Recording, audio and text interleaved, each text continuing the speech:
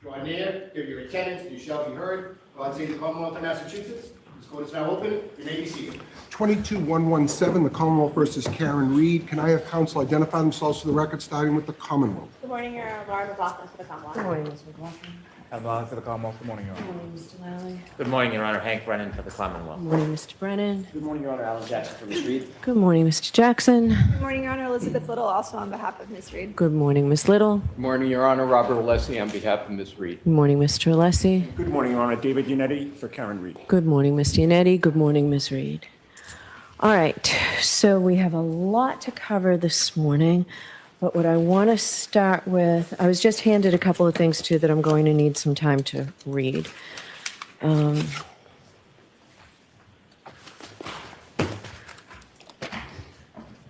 What I'd like to start with is paper 613 filed yesterday. Defendants assented to motion to continue trial date to a date on or after April 25th. Who's going to argue that? Because just because it's an assented to motion does not mean it's not likely going to happen, so I need to hear argument on why I should do this. I'll address the court with the court's permission. Yes. As I indicated to the court the day before yesterday, there is an issue, a very ripe issue that is currently pending before the First Circuit. We believe very strongly that if the First Circuit were to take some action as to count 1 and count 3, just to reiterate what I've already said, but I can sort of clarify it and narrow it down. If the court were to take some action on counts 1 and 3, which is currently before the First Circuit, for instance, if it were to be remanded for either dismissal or something else, additional hearings, etc., then that puts the entire case in jeopardy. Once the jury ultimately is impaneled and thereafter sworn, jeopardy will attach. There will be, if in fact there is action taken on count 1 and count 3, we will be in a position where we will seek a mistrial. Jeopardy will have attached. She will be held once in jeopardy on count 1, 2, and 3, and we believe that puts the entire case in peril. The case that we're defending right now, very clearly, is a murder case, ultimately, along with... All three indictments, correct? You're defending all three. But it starts with murder. That's the sun rises and falls on a murder charge. And there's also vehicular manslaughter, and then there's the leaving the scene, count 3, and the subordinate counts beneath count 2 as well. That's a very different jury and a very different trial strategy than simply count 2, if we were to be defending count 2 or it's the subordinate charges. So I think it puts the case in jeopardy if we do not have at least some time for the First Circuit to act and determine whether or not it wishes to act on counts 1 and 3. Hence, that's why I suggested to the court the other day that it might be more prudent and less perilous for the case if we were to put this case over for at least a few weeks. We've spoken to the Commonwealth, and the Commonwealth tends to agree that that probably is the better practice, and we've asked for the court to extend the beginning of the trial to April 25th, which is about a 3.5 week continuance, and I'll submit. All right, does the Commonwealth want to be heard on this?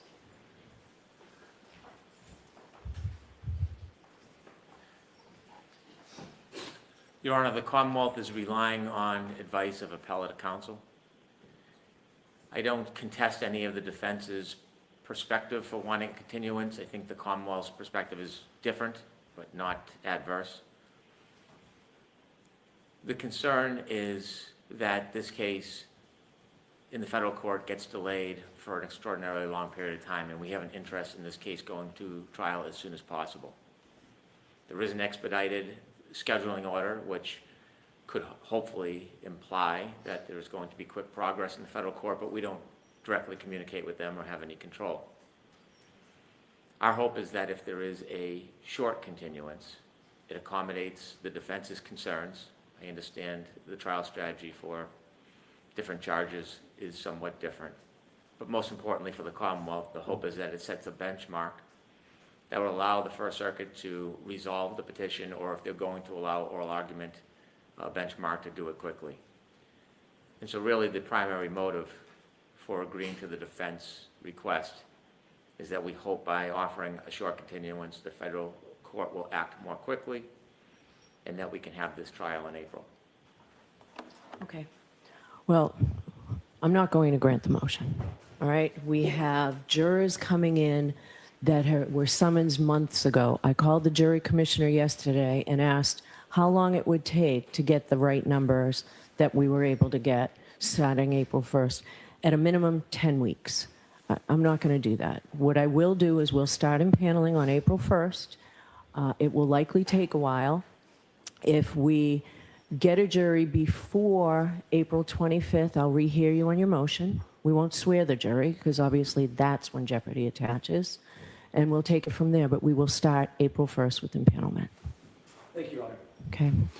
All right, so let's go to the next motion, and then we'll go back to doing them somewhat in order. Commonwealth's motion for a buffer zone. Jimmy, do you have an extra copy of what you just handed me? Because I don't know where I put it. Can get one. I have it here somewhere. I'll find it. I can get one. So we did hear from people this morning. I know you all have, I have it. I have it, Jim. Thank you. Thank you. I think Mr. McDermott gave you a copy of, I guess, what local merchants have requested.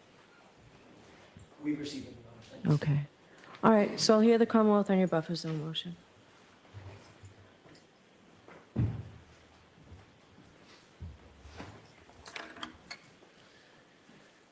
Your Honor, the Commonwealth's primary concern is the sanctity of the jury and the jury process. We are concerned, based on past reports and information, that noise, interruption, and other uncontrollable events can potentially impact the jury's consideration in this case. They should be free from outside influence, so it does not in any way oppress or push them in any direction, either way in this case. The courthouse is very close to the public areas where people congregate. It's been reported that during the trial, the jury would be able to hear outside noise and influences, not just honking of horns, but other types of noise that could be influential, intimidating, concerning. And so we've proposed what I think is reasonable and minimal recommendations to the court to move certain parts of the buffer zone, especially on the left side of the courthouse, where there seems to be a bit of attention, noise, and potential adverse influence of the jury. And that's the same area that these merchants are talking about? I've read that this morning, not being wholly familiar with the Dedham area. It seems that is one of their concerns. I think they mentioned an open market. In my memory from coming by on other cases at other times, there appears to be open markets in that area. And so if that's influencing their business, that is a separate but related concern that they have expressed to the court. And I do think that the court should be sensitive to the community's concerns. But importantly, that closeness and that amount of volume and influence on the jury, I think, can affect the sanctity of the jury. I don't think it is a strong imposition to consider the streets that have been identified in our buffer zone motion and have the buffer zone include limitations to those certain streets. And I think that will potentially help some of the outside impact and adverse influence on the jury. All right. There's a portion of your motion that I disagree with. Do you want to be heard on it? About the court enforcing the buffer zone? I don't believe the court has authority, nor should it be upon the court to enforce anything. I think law enforcement should enforce the laws and regulations as law enforcement sees fit. And so I don't think that burden should be imposed upon the court. Thank you. All right, with that, does the defense object to the buffer zone? We take our position. Okay. All right, I'll take this under advisement. I have to figure out exactly how far this is, and I have not yet had a chance to read and consider today's email from the merchants. Okay. Yes. Could I just have this marked for identification for this hearing, identification? And from the record, that came from the Dedham Square Circle, the organization that runs the Dedham Farmers Market.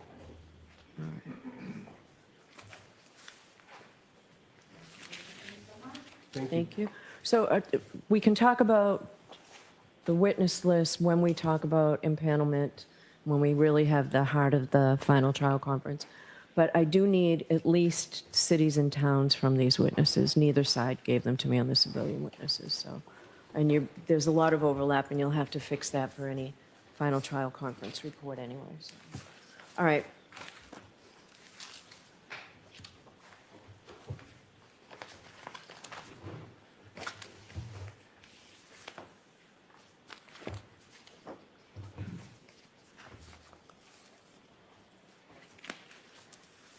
Your Honor, could I be heard on that one issue, just briefly? Which one issue? The witness witness list, okay? Yes, we did turn over our witness list along with the information that's required under the new rules, which includes, telephone numbers, addresses. We gave that directly to the Commonwealth. We did not file that publicly. Oh, okay.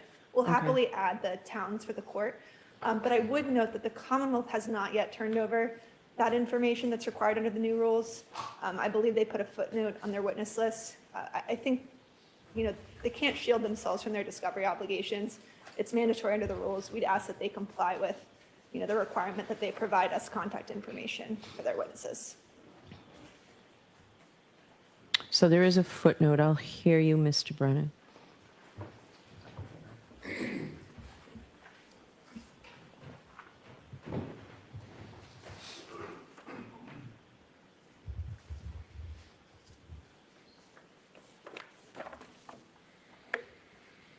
Your Honor, the motion notes that the Commonwealth moves to be partially exempt from Rule 14 because of the past history of perceived harassment and intimidation of witnesses, which the Commonwealth believes is ongoing. I think a potential resolution to this to comply with Rule 14 is that we be allowed to provide it to the attorneys under seal. I think that is protecting the interests of the Commonwealth and the witnesses from I potential. don't have a problem with that. I still need cities and towns, Of course, okay? yes. All right. Thank you. So we will start with, it's paper 593. The Commonwealth's response is paper 610. Defendant's motion eliminate to allow evidence of lack of bias. Who's arguing that for the Commonwealth?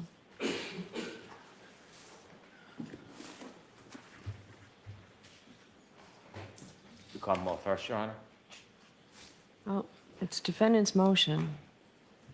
And the Commonwealth opposed it. You had asked who's arguing that for the Commonwealth, that's why. I'm sorry, defense motion. Okay, Okay, that's fine. sorry, I apologize. I could go first if you'd like. Excuse me? I could go first if you'd like, whatever the. I'm fine with him going first if you'd like. Okay.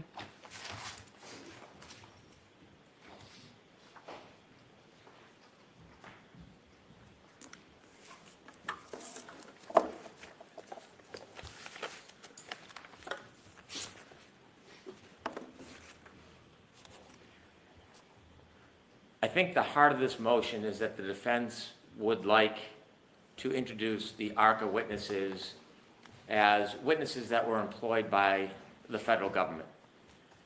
I think the reason for that is it creates the image or the projection that they are independent at the time they did their assessment and at the time they wrote the report, and then subsequently being employed by the defense has no impact on their objectivity at the time they did their investigation and report. I think this would be an unfair proposition for a number of reasons. It would undermine Rule 403, it would cause a trial within a trial.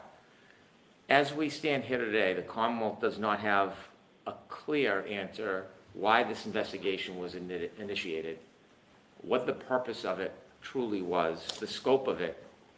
We don't know every witness that may have gone before the grand jury. We do not know of all the communications between the federal government and different parties, including witnesses. We will, I expect, never have truly a full accounting of the relationship between the United States Attorney's Office and ARCA and what, if any, impact the defense had on ARCA witnesses at the time they did the investigation. What we know is it was a comprehensive investigation. We know that a number of experts were retained by the federal government, including the ARCA witnesses. What we also know is that there was an inquiry lodged by the defendant to the federal government to investigate her situation, her case.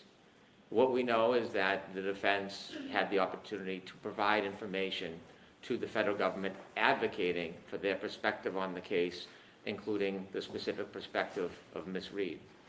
We also know the Commonwealth was unaware of this initiation and engagement and had no input whatsoever. What we know is that the ARCA witnesses were supposedly tasked to conduct an independent investigation, and they were given materials. We do not know who decided what materials to give them. We do not know what materials in totality they viewed. We know many of the materials that they weren't given. And so clearly there is an undefined relationship between the defense and the United States Attorney's Office around this time of this investigation. And we subsequently learned that there was a continued relationship. And so today, as we sit here, we really don't know. What we know is ARCA listed materials that they reviewed that came from our discovery that we didn't provide. What we know is there was materials that they didn't review that were inculpatory. And so that's why we began by asking for discovery. We filed an extensive motion for discovery that the court allowed. It still hasn't been complied with. Perhaps some of it through no fault of the defense, because I don't think they will be able to comply with much of it. Other Rule 14 discovery obligations have not been complied with. We've received no information since that production on February 13th, nothing. And we know just inherently from that information that there is more. There are more communications, there's more interaction. And so it would be misleading to have ARCA witnesses get on the stand and then suggest that they were independently hired by the federal government and all of their attempts and efforts and report was wholly and entirely objective. Just to give one point that emphasizes the concern, the ARCA witnesses were never given information about DNA. And yet when they testified, one of the witnesses tried to address the issue of DNA because it was hurtful to their position. In their report, they say one of the reasons why they believe that there was no impact between the car and Mr. O'Keefe is because there was no DNA. Well, in fact, there was. There was DNA, and separately there was a hair, Mr. O'Keefe's hair. And so we know they didn't have all of the inculpatory information, and then the question still remains, how did they learn of that? How did they learn of that information before cross-examination? And so I think what is most appropriate before Your Honor makes a decision on the so-called objectivity of these witnesses is they should come into court before trial, well before trial, and they should answer questions about their directives from the United States Attorney's Office. They should answer questions about the materials they received. They should answer questions about what they were told or what they knew about the case. They should answer questions about all of their correspondence with the defense, including phone calls, emails, text messages. All that should be produced. It's not a Lanigan hearing where I question their qualifications, but if we're truly going to think about presenting them as objective witnesses, they truly should be objective. And I think if we have an opportunity to question these witnesses, we will learn much more about the relationship. Inevitably, even if the ARCA witnesses come in to be questioned as they should well before trial, in my opinion, we do not have the opportunity to question the United States Attorney's Office. We're resigned to TUI letters, which inevitably have been unhelpful. And so I think it sets a bad playing ground to have them get up and say they were hired by the federal government, because then the Commonwealth will be inclined to explain the inculpatory evidence, the role of the federal government, the limitations of the federal government, the fact that the federal government has closed this entire case in all related investigations, which implies something quite the opposite of what the defense would like to propose. And so in a vacuum, it would be misleading. I think what the court ultimately should do is they should present these witnesses as they did at the first trial. They were hired independently, and then subsequent to that, the defense retained them if that's what they chose to do. We still don't know that because we don't have any Rule 14 discovery. And inevitably at trial, part of the credibility issue will be the information that they considered and the limitations on it, and ask them why they didn't ask for more information or why they didn't receive more information. Notably, we still don't have an answer to Mr. Klein, who was the third biomechanic person involved, and Is his name on the witness list? I haven't seen it on the witness list. No, Your Honor. And we still don't know why the defense chose to call 2 of 3. As you noted, that report is vague. And so it doesn't identify or articulate which witness did what. So it's impossible for me to imagine how you would choose 2 of 3 of those witnesses. But more importantly, you can't effectively cross-examine a witness because, as we saw from the second witness, Dr. Rentschler, when he disputed DNA, which we don't know where the source of that came from, he is not held to the opinion in the report saying that we would have found DNA. He can simply defer and say that was somebody else. That could have been Mr. Klein, could have been Mr. Wolf. We don't know. So that report really is quite unhelpful. And I think we need answers to these questions before any of these witnesses testify. And I do not want to be moving during trial to exclude the defense witnesses for failure to comply, but we haven't seen compliance, and I don't think we will. So my suggestion is to follow the protocol of the last trial, but before that, these witnesses should be brought in so that we can obtain actual records, not just ask them the questions and rely on their word. I think based on their past performances, that's insufficient. I think we should have a right to the records to demonstrate the relationship. Mr. Yannetti? Thank you, Your Honor.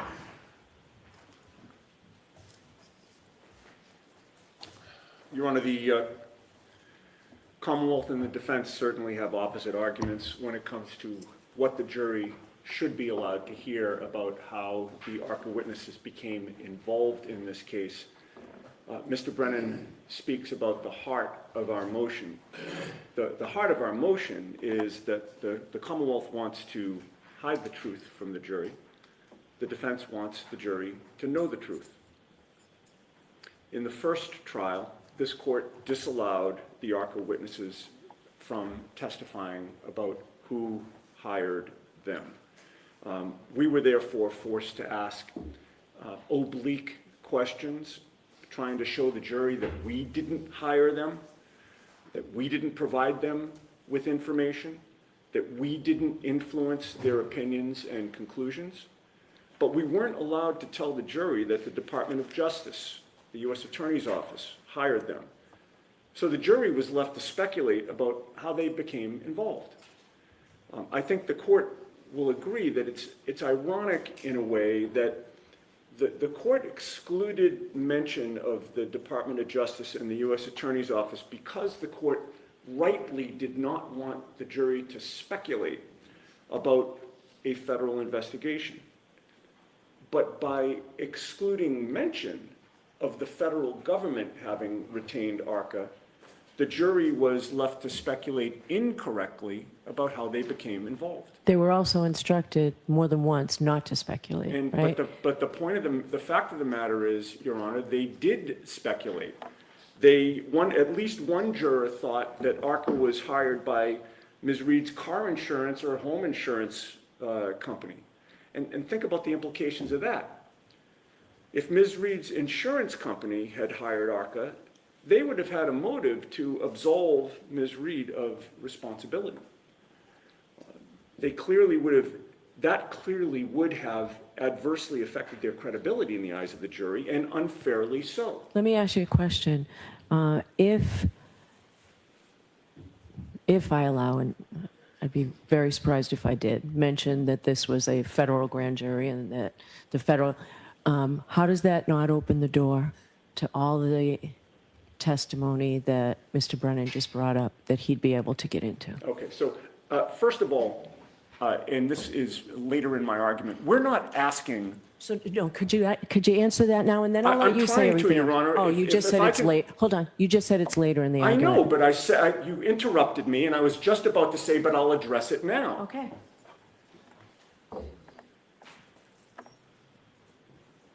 We are not asking that the jury be told that there is or ever was a federal investigation. That phrase, federal investigation, never has to be part of this trial.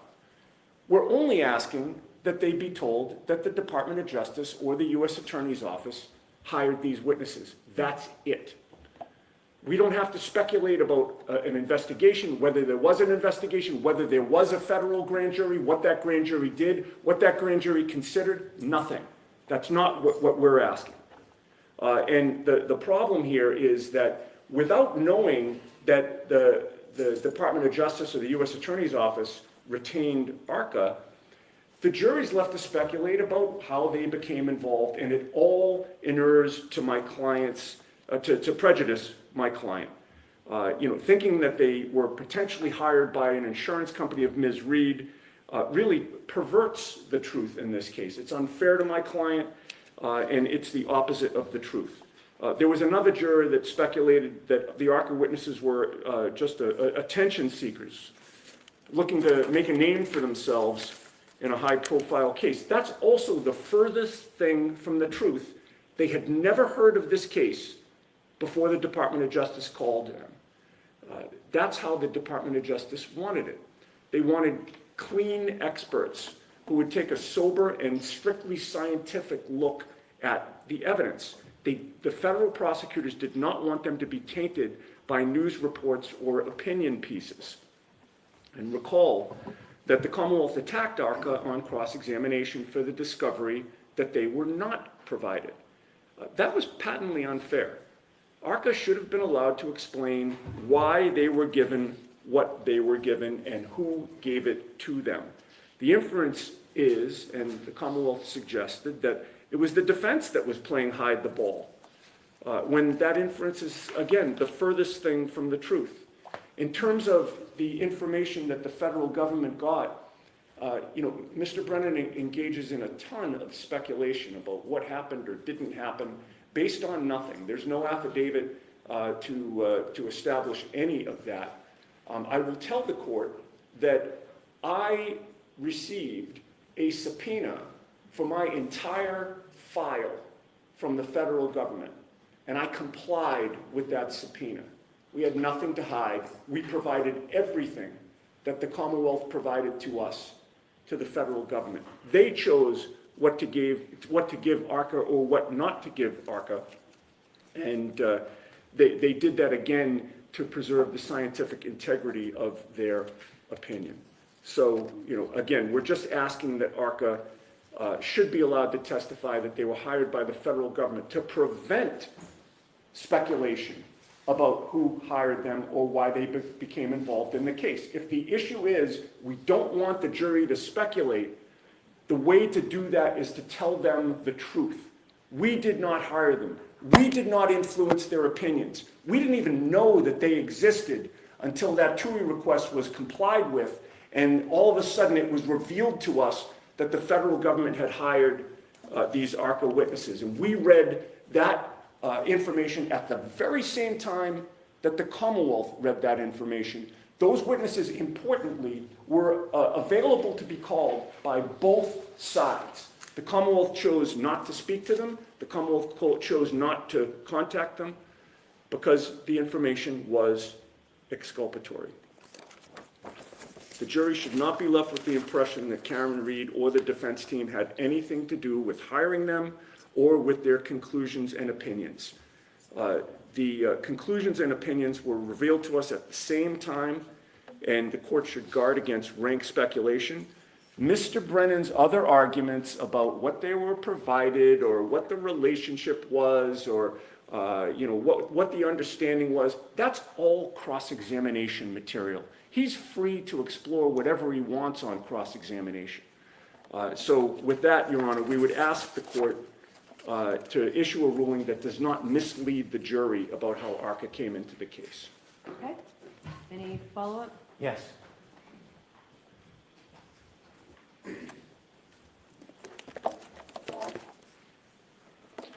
Respectfully, the Commonwealth does not look to hide the truth. The reality is, if the jury is going to hear information, they should hear the entire truth, not a version or a slice of it, not one advocate's side of the truth, the whole truth. And if we interject that these witnesses were hired by the federal government and the jury is entitled to hear the whole truth, then they should know the motivations behind the hiring, the input from the defense team, prior to their decisions, and what, if anything, they considered, and what their directive was. We don't have any materials from the federal government regarding direction, scope, purpose. We have nothing. Now, I didn't know that Attorney Yannetti's file was subpoenaed. That's new to me. Perhaps the Commonwealth knew. I've never heard that before. I don't know how the defense knows what the federal prosecutors wanted. They've never discussed that with us. We don't have that type of relationship with the federal prosecution in this case or their investigation. We didn't have any interaction, not because we chose to hide from exculpatory evidence or we were hiding from the truth. We weren't invited. We didn't know.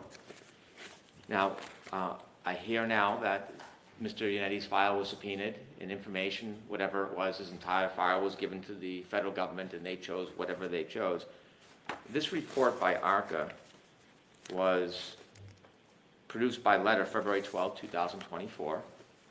We know from at least some of the materials we got, there's a document from Attorney Yannetti on March 29, 2023 describing his client's best memories of events, a number of pages talking about the case. So there clearly is a relationship that we are not privy to. I'm not casting aspersions or trying to suggest there was anything improper about the relationship. I'm not suggesting that, but there was obviously a relationship between the parties that the Commonwealth was not involved in.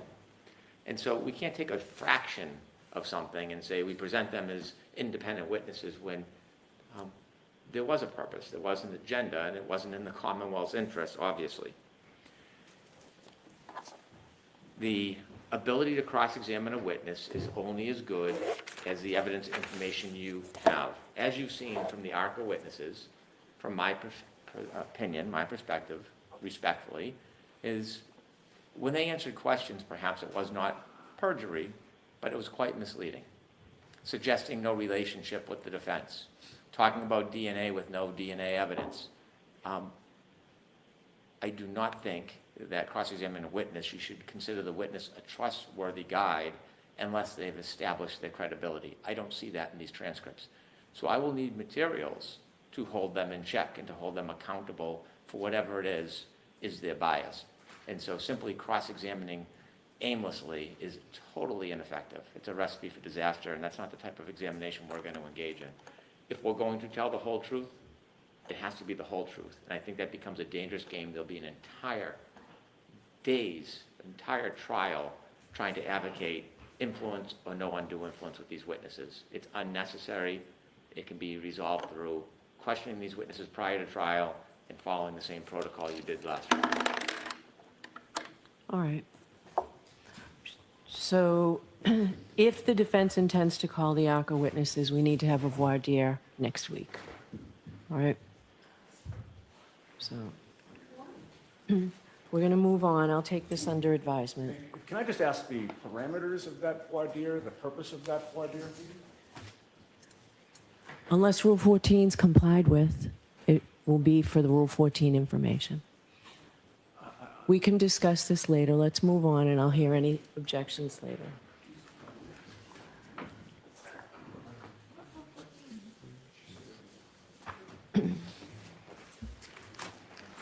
All right, so the next motion is the defendant's motion for stating grounds for objections. I'll hear you on that, Mr. Yannetti.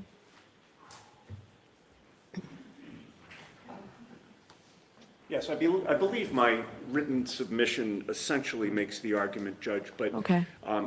During the last trial, as a result of our inability to state in one or two words the basis for an objection, we had to go to sidebar far more often than we'd like to.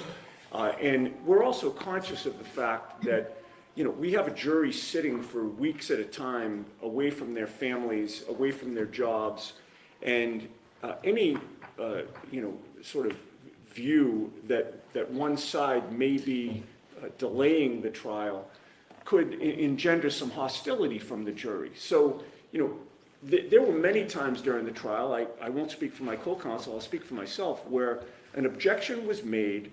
I had no idea what the basis of the objection was, and the court made a ruling on that objection, and I had no idea what the court's basis for the ruling was. We would go to sidebar, and the first thing the court would ask the Commonwealth was, what's the basis for your objection? To make a record at that point. Well, I understand, but it's, you know, what's the basis for your objection? If it were that obvious that it could be ruled in open court, you know, we should have known the basis for the objection. I didn't know I it. agree with that. And You I'm- should have known the basis for the objection. Well, I'm hearing it for the first time at sidebar. There were objections made that I thought had no basis in the law or evidentiary rules whatsoever. But in any case, this will avoid us having to go to sidebar multiple times. There were times when we had to sort of pick and choose when we went to sidebar because, again, we didn't want to engender hostility from the jury.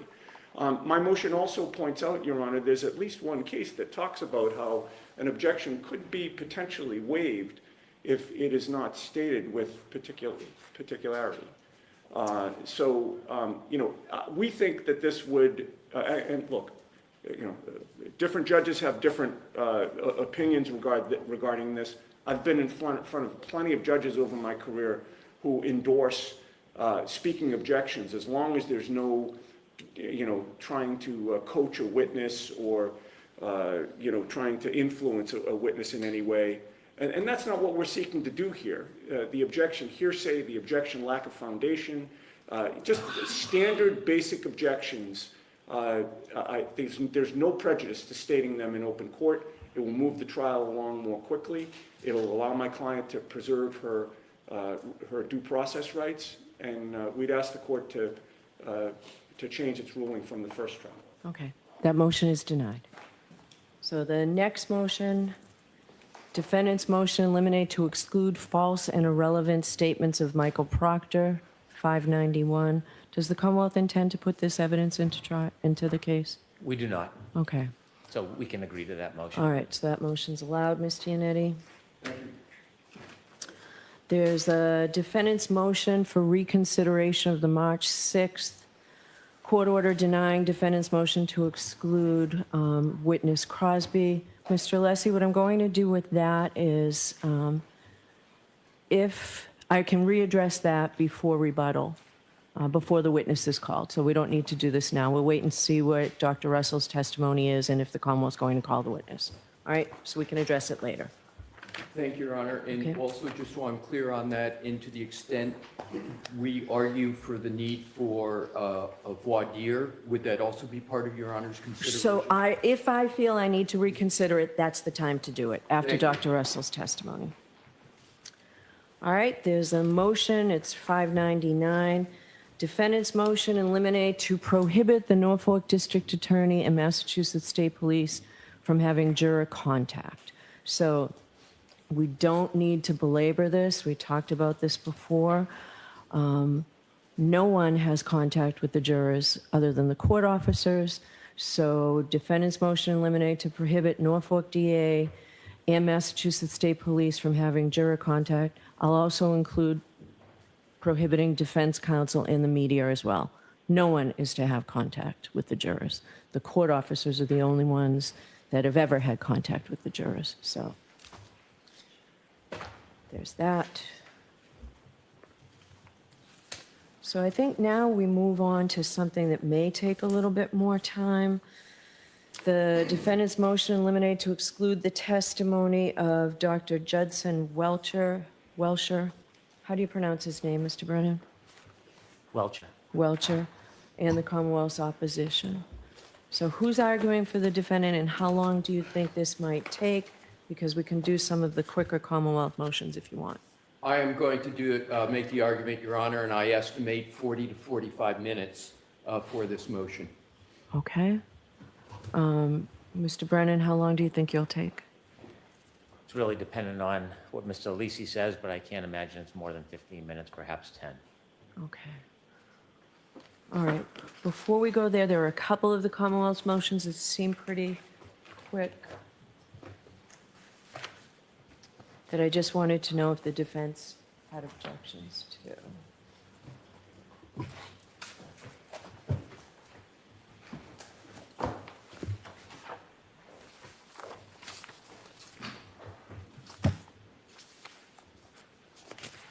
To appoint a stenographer, we've already done that. Prevent identification of jurors and impound the juror names during trial. Why don't we do a few of these, then we'll take the recess around 11, and then we'll come back with the lengthier motion. So I'll hear you on this, Mr. Brennan. Thank you. Which motion, Your Honor? It's your number 1, 575. Commonwealth's motion eliminate to appoint court stenographer, prevent identification of jurors, and impound juror names during trial.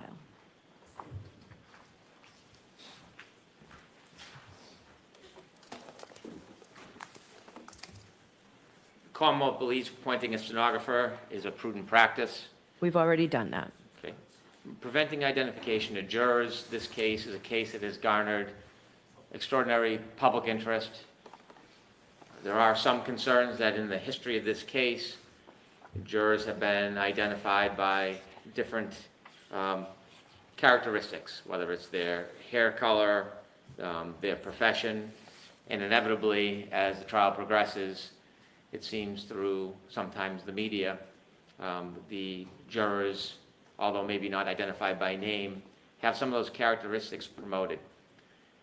That would cause, I would think, a strong concern by a juror that their verdict could be disfavored by one side or the other. That's the last thing I think anybody in the courtroom would want. And so the jurors, I suggest, should not be identified before, during a panel, and during the trial. I think the jurors' names should be impounded. There has been past efforts by many to identify jurors, interview jurors, get information about jurors that is then highly publicized. That will chill, I think, the process of deliberation in a fair trial for both sides. I think it is a measure that is accepted, it's appropriate, and under the circumstances of this case, I ask the court to do that. Any objection from the defense? Your Honor, we have no objection to appointing a court stenographer, impounding jurors' names and information, and in fact, we join in that request. Okay. The motion, however, also asks for the impoundment of all sidebar discussions. Before I address that, I guess I would first ask whether Mr. Brennan is pursuing that part of the motion. I think that's a good question. Sidebar discussions regarding jurors?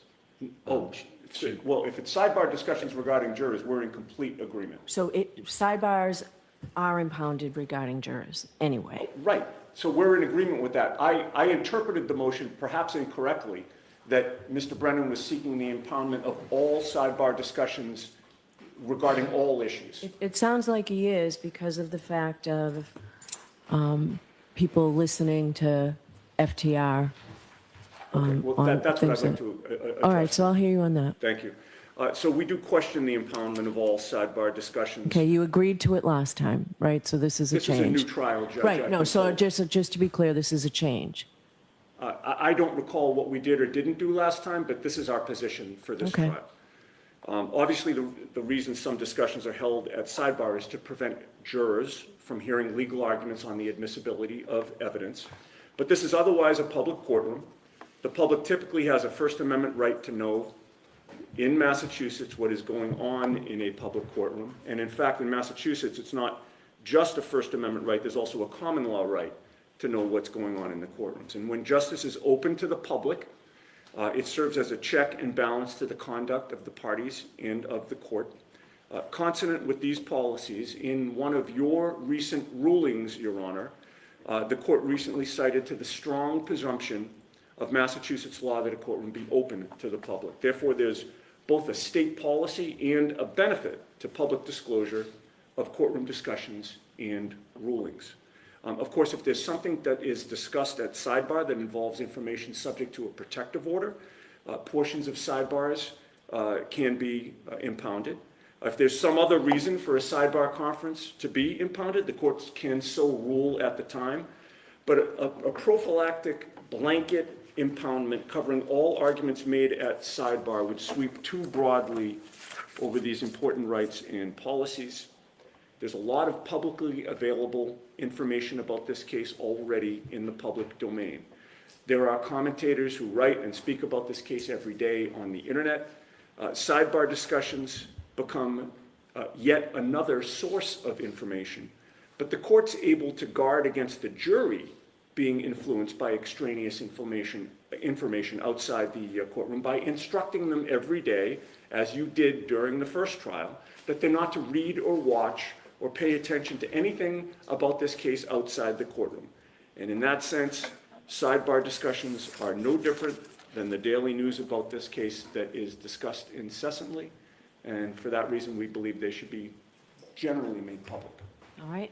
So last time they were sealed, and that was by agreement of all the parties. So this time, there's an objection. What is the authority for me sealing or impounding sidebars?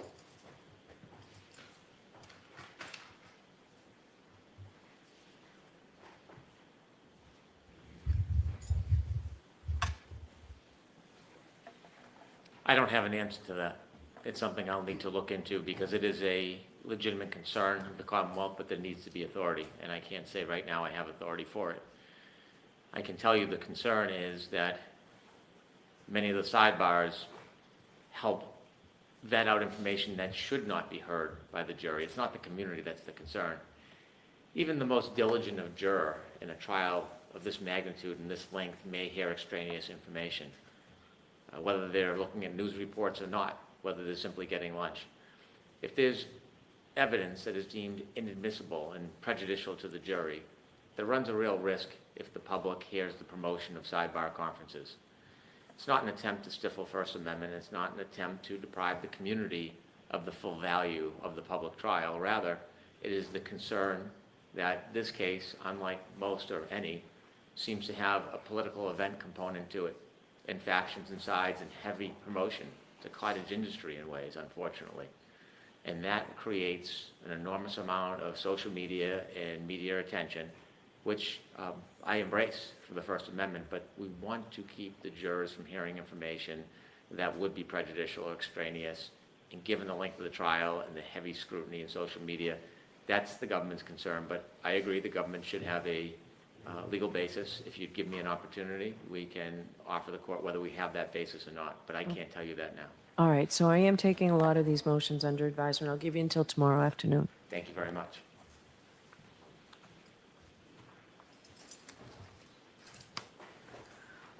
Is there an objection to, it's 577, it's the Commonwealth's Exhibit 3, Motion 3, Commonwealth's motion for in-court identification. Is there any objection to that? No objection. All right, so that's allowed, Mr. Clerk. And the next one, Commonwealth's motion to eliminate to admit the victim, one photograph of the victim, 2 photographs of the victim's injuries as observed by medical providers during the autopsy. Is there an objection to No that, Ms. objection. Little? That's allowed. 578. Thank you. So the manner of death, so that is on the death certificate. So this is your number 5, Mr. Brennan, paper 579. Commonwealth's motion to eliminate to preclude reference to and redact the manner of death contained on the victim's death certificate. I'll hear you May I? on that. Yes.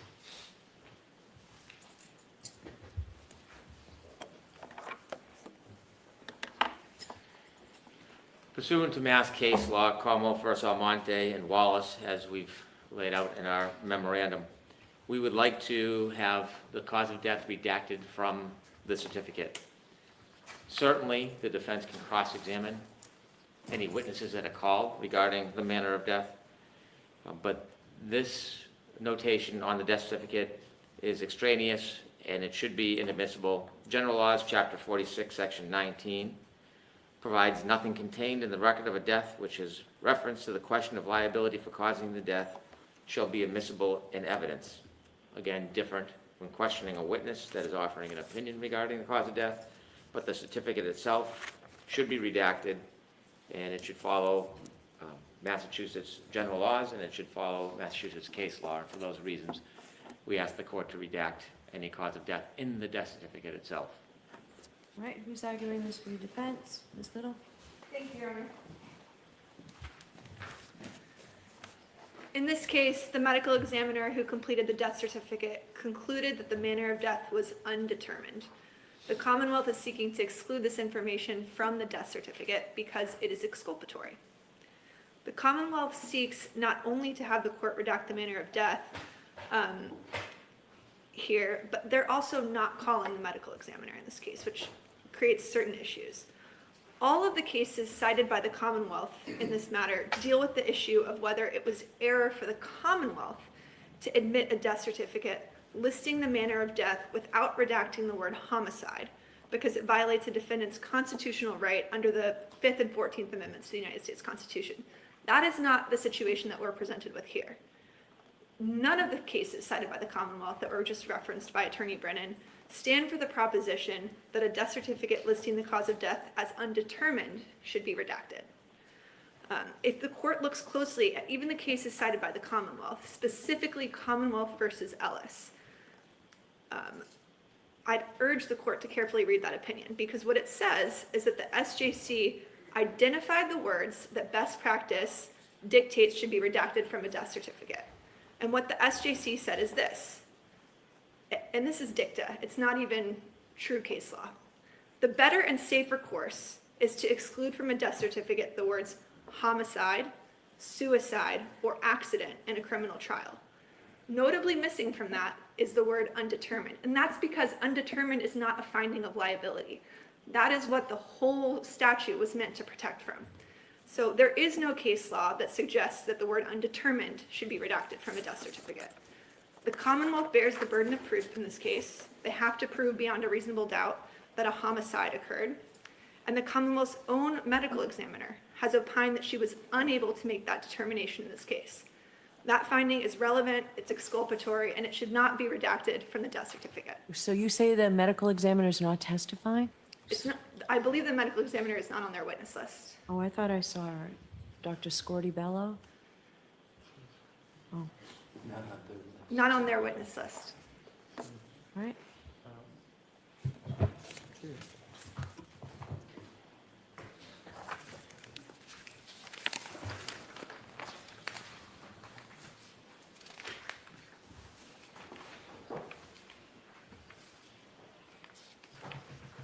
Just number 81 on the Commonwealth's witness list.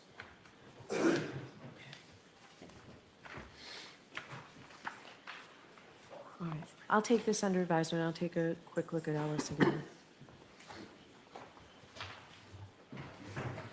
I would just note, I apologize, I know Attorney Brennan did represent at one point that they are not likely to call the medical examiner, so that was my impression.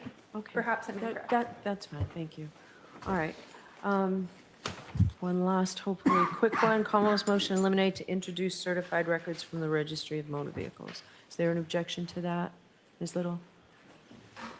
No objection. Okay. Probably one more quick, so that's paper 580, Jim? Thank you. Commonwealth's motion to eliminate with the intent to obtain Corey records of potential jurors. That's allowed as long as it doesn't disrupt the trial in any way. May we be heard on that, Your Honor? Sure.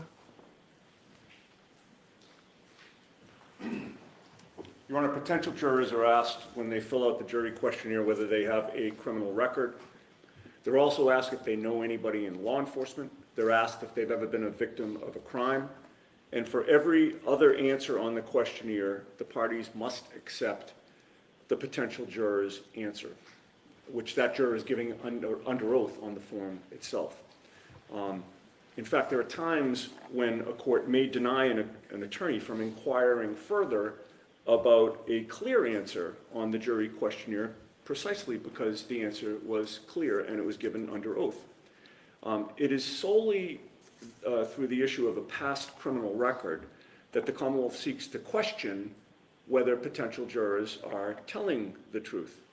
If someone claims not to know law enforcement, the Commonwealth is content with that answer. It does not ask for permission to conduct any further research. If someone claims never to be a victim of a crime, again, the Commonwealth is content with that answer and is not curious about whether the potential juror is telling the truth. In other words, it is the potentially hidden, if the potentially hidden information benefits the Commonwealth in their viewpoint, they're fine with that.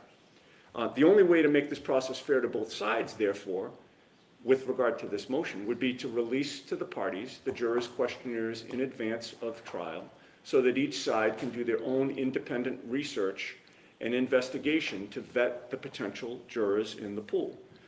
I know that there is case law to support the invasion into a juror's privacy regarding a check on the existence or not of their criminal records and a vetting of a potential juror's truthfulness. But it is interesting that the very first case the Commonwealth cites, the Hampton case, stands for the proposition that criminal records of prospective jurors are not an indispensable or necessary means to the selection of an impartial jury as a matter of federal or Massachusetts constitutional law. That was a case in which the defense had sought a query check of potential jurors, and the judge denied that request.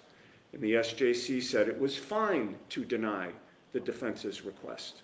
That means, Your Honor, that you would be justified in exercising your discretion to deny the Commonwealth's request to be allowed to invade the privacy of potential jurors, because pursuant to Hampton, it's simply not an indispensable or necessary way to select an impartial jury.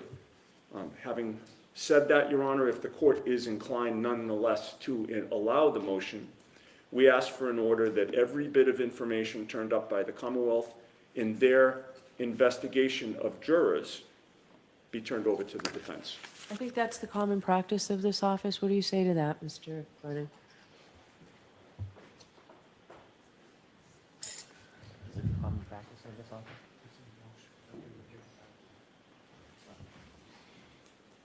Your Honor, is the court's question common practice of giving everything, or is it common practice of running queries? It's actually, seems to be both. I believe I've been informed that it is the common practice, and that is the practice we would follow to give everything to the defense. I think the assumption that the Commonwealth would not want somebody with a criminal record on the jury might be misplaced. Somebody who has a criminal record shouldn't be precluded from jury service. In fact, maybe people who have a criminal record in re-entered society who the Commonwealth would embrace as jurors. But sometimes people forget or mistake that they have a criminal past. It, I understand, may have happened in this case, has happened in many of my cases, and the nature of any past criminal record is sometimes helpful to see if there's an association between that and the charges in this case. So we would embrace providing everything to the defense and ask the court to allow our motion. All right. If you remember, I give a catch-all, too, to the jury, that sometimes we're in a hurry to fill out these forms. Sometimes that when we get these questionnaires, we think, well, this situation may not apply to me.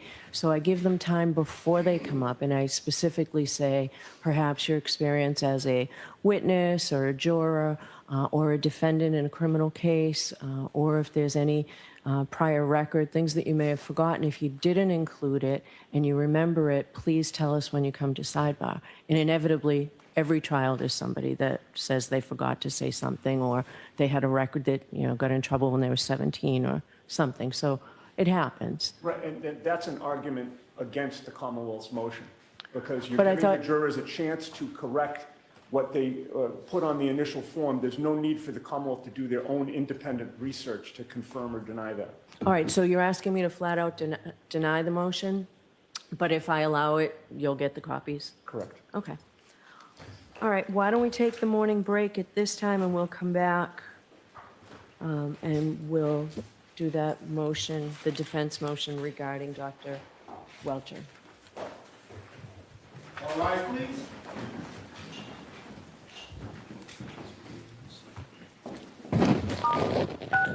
You are muted.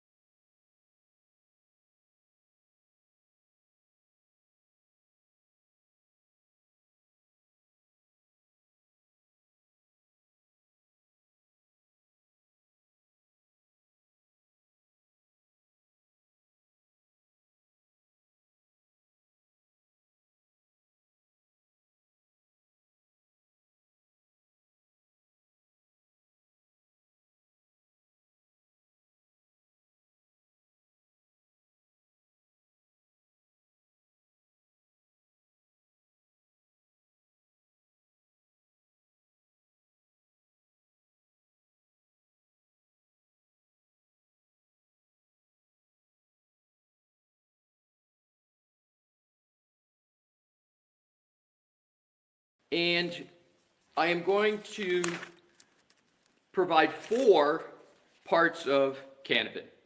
Number 1, it's in head note 11. And this case was about, as the court may know, the Commonwealth, not the Commonwealth, a party proposing an expert that was commenting on, which was fashionable at the time, multiple chemical sensitivity. And the expert witness trying to state that an individual suffered from multiple chemical sensitivity. Here's what the SJC stated in response to the expert that was proffering that testimony, and it's extraordinarily close to what is happening with Dr. Welcher, what happened with Dr. Wolf, and Dr. Crosby. The SJC said there was no evidence in the record to show that Dr. LaCava, that was the proffered expert, used a reliable methodology to transform his general finding of chemical exposure to his more specific diagnosis of MCS, multiple chemical sensitivity. Immediately after that, the High Court said, and I quote, Dr. LaCava referred to the, quote, literature as confirming the existence of MCS and asserted that based on the examination and tests he conducted, the employee had symptoms highly suggestive of environmental sensitivity. However, Dr. LaCava did not identify any specific studies that showed the existence of MCS based on specific symptoms and did not identify tests that can be performed to prove that the patient suffers from MCS. Skippy, one sentence. Thus, the only evidence on this record tending to show that the employee suffered from MCS was Dr. LaCava's assertion. The purpose of the Lanigan test is to prevent an expert from offering testimony to a fact finder that is not based on a reasonable or reliable methodology. We cannot conclude that the expert's mere assertion that a methodology is reliable is sufficient to pass the Lanigan test absent any other evidence showing its reliability. And I have used the Latin phrase ipsi dixit, translated into because he says so, or he said, and it's not my pejorative, that's the ipsi dixit, comes right and is used in case of Canavan. And that's what the SJC calls it when you don't tether a methodology to a study or common acceptance. It's just that expert witness saying it. The reason I perseverate on this is because that's exactly what Dr. Welcher is doing in a 140-slide presentation. It's exactly what he did in his 12-page letter to Mr. Brennan. Nowhere in either of those voluminous documents does he mention one word about 2 things he did. He did an analysis. He has a purported methodology, just like Dr. LaCava in case of Canavan. He doesn't mention one study to support his methodology. Unless there be any concerns, the law is clear that the Lanigan analysis is applicable to medicine, science, and technology. And clearly, Dr. Welcher is in the technology area, and the Dalbert Lanigan analysis is referred to as the hard science. So he also, Dr. Welcher, conducted an experiment. And I'm going to treat that separately from the lack of a methodology. So I want to stay just with the methodology that is purported to be used by Dr. Welcher. So keeping on with case of Canavan, Dr. Welcher also is proffering to provide opinions on the medical causation of the injuries to the right arm of the decedent. It's clearly what he is doing. Here is what the SJC said about causation. It's head note 14, and they labeled the heading of it causation. The SJC said, quote, there is no suggestion that the judge conducted a Lanigan analysis to determine whether Dr. LaCava used a reliable methodology to conclude that the chemical exposures to which the employee was subjected caused, and caused is italics in the opinion, her to suffer from MCS. This was an error. They went on, quote, because understanding medical causation is beyond the knowledge of the ordinary layman, proof of it must rest upon expert medical testimony. Because and I'm skipping several sentences, because the judge below did not conduct a Lanigan analysis to determine whether Dr. LaCava relied on a reliable methodology to determine that chemical exposures caused the employee's MCS, it was an error to admit the opinion.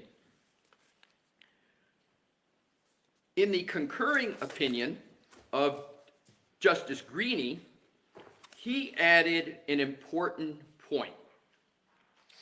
I quote, further and perhaps more importantly, the application of the standard will make little difference in how an appellate court decides a hard science. The issue was, what was the standard of review? Is it going to be abuse of discretion? And the concurring justice said, in hard science, it really doesn't make a difference, but here is apt for what we're here for today. The goal of Lanigan, as was the goal of the preceding tests, is to keep unreliable or so-called junk science from fact finders, thereby reducing the prospect of the return of verdicts or the rendition of decisions with dubious validity. So I rehearse apt provisions of the case of Catavan because the SJC sets forth what the burden is of the proponent. And I know Your Honor has heard me make this argument before, but I am now providing the SJC decision for direct support what I've said with regard to the experts, Dr. Wolf, Dr. Crosby, and now Dr. Welcher. Next case I provide is Commonwealth v. Meeks. And that is another SJC decision. And if I'm not mistaken, I think all of the cases that I'm providing in my oral argument are cases cited to by the Commonwealth as part of this motion. I'm not 100% sure with regard to Meeks, but I think it's a decision that they cite as well. And oddly, all these decisions favor the defense. So here is, I'm only going to need to read one part of Meeks, even though it's a very long decision of 2006. It states at 2006 Westlaw 2819423, and this is on page 53 of the Westlaw copy. Quote, at trial, this court will require the Commonwealth's firearm identification witness to provide on direct examination, etc., etc. Last sentence.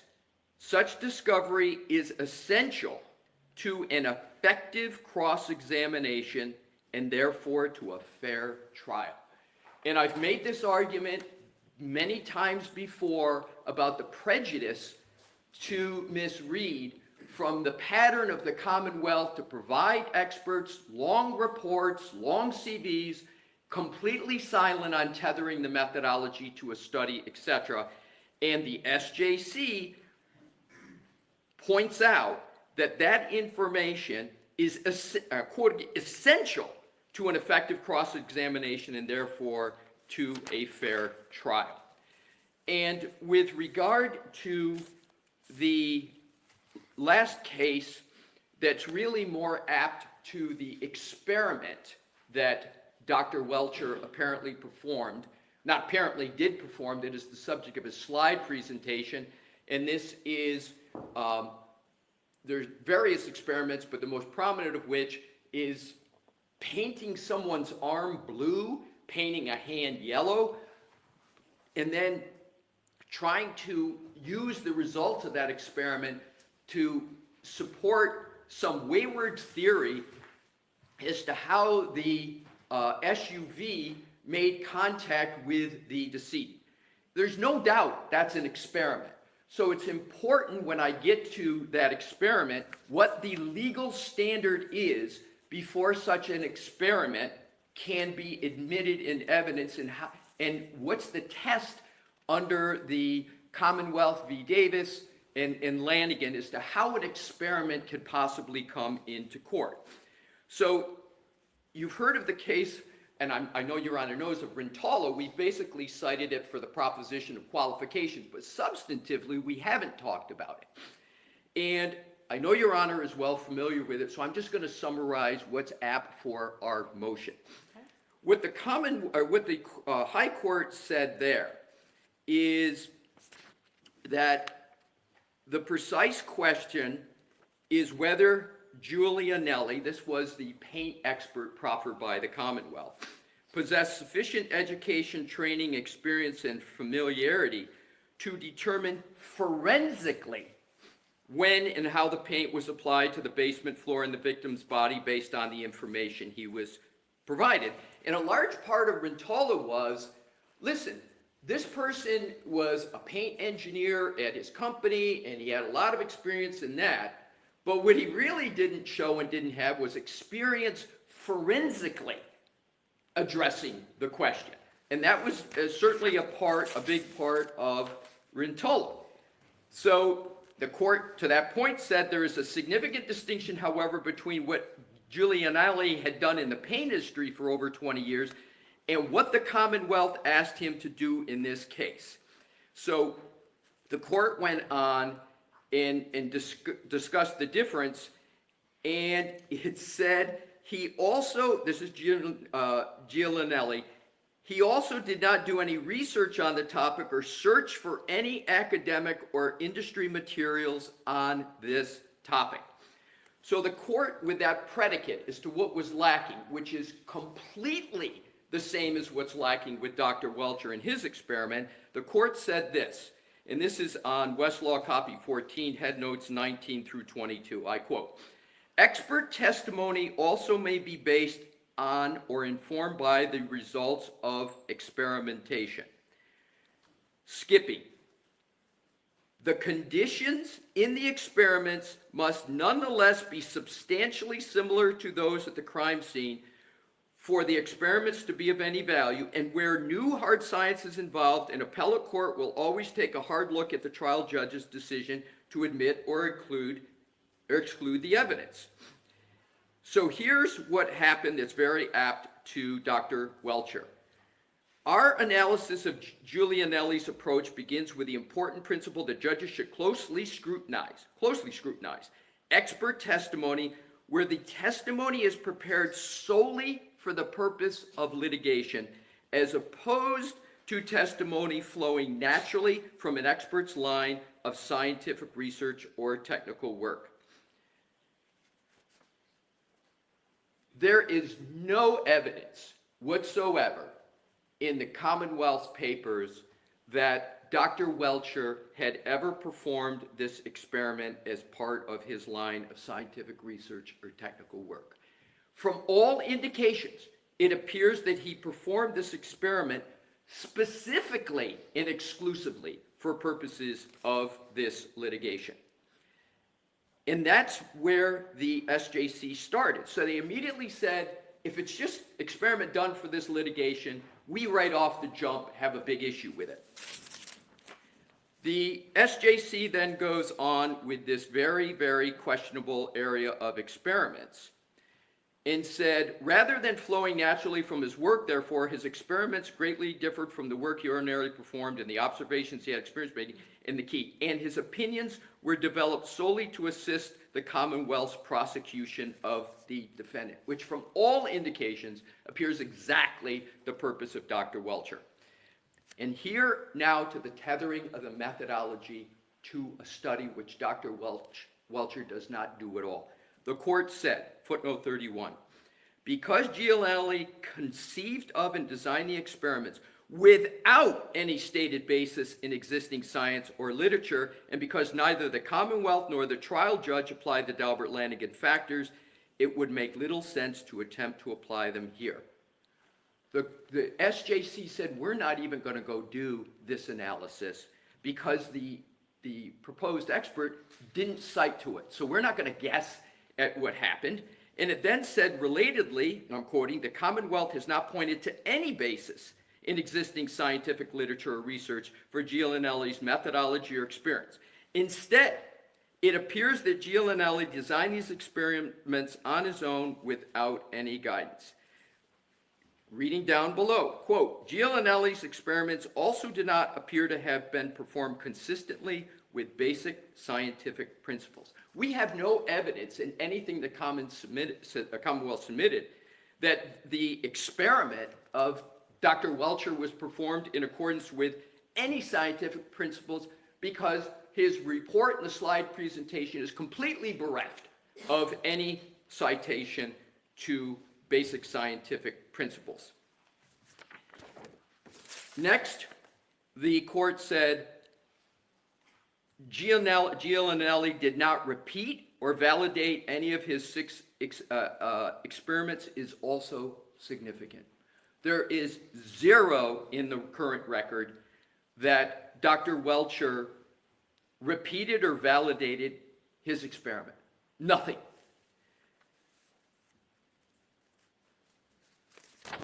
That is the legal standard for experiments in the Commonwealth of Massachusetts. It's not the defense creating the standard. It's not the defense suggesting what the standard should be. What I just read is a 2021 opinion of the SJC. With those important legal precepts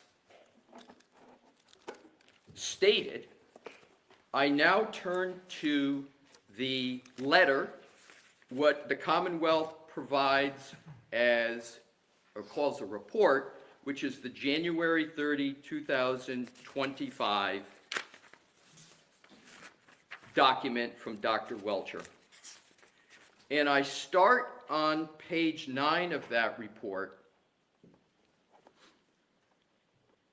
And if Dr. Welcher had adhered to his own standards about what a biomechanical engineer is to do, my presentation would be much shorter.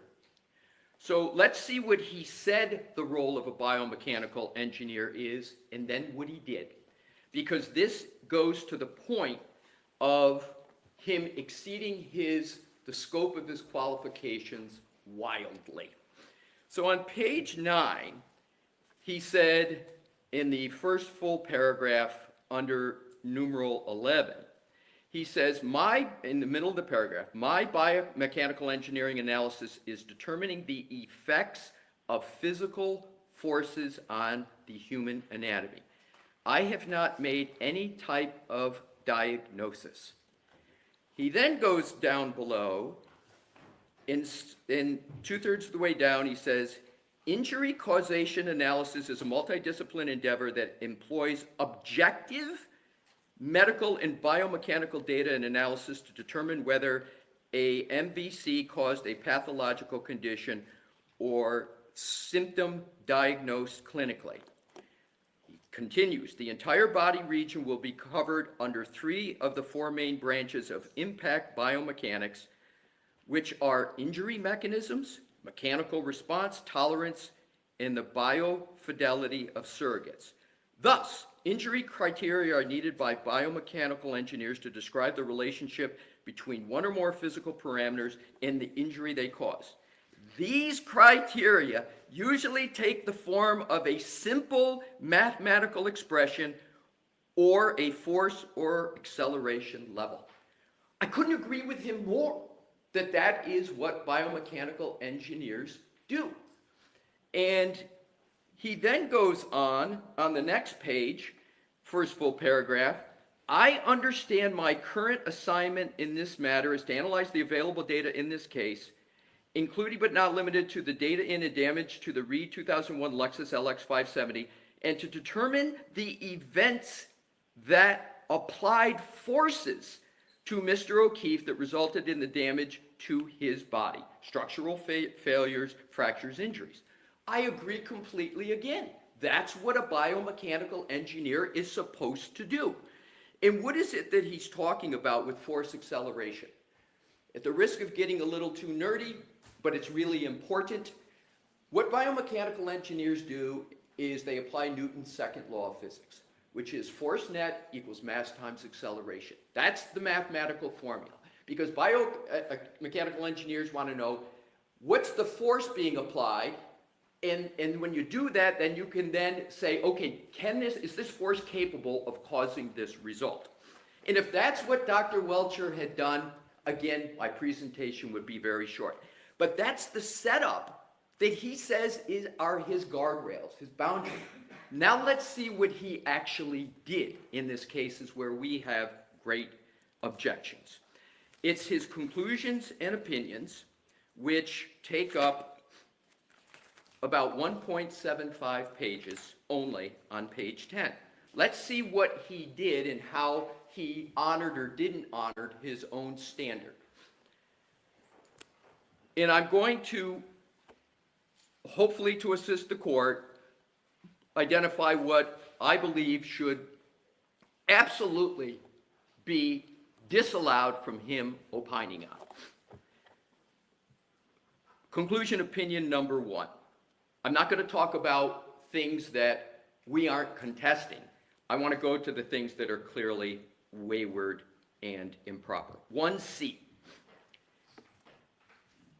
He cites to Julie Nagel and occupants of Richard D'Antonio Ford F-150, Ryan Nagel and Heather Maxim, arrival in time outside 34 Fairview, not seeing anybody exit Lexus or damage to the Lexus.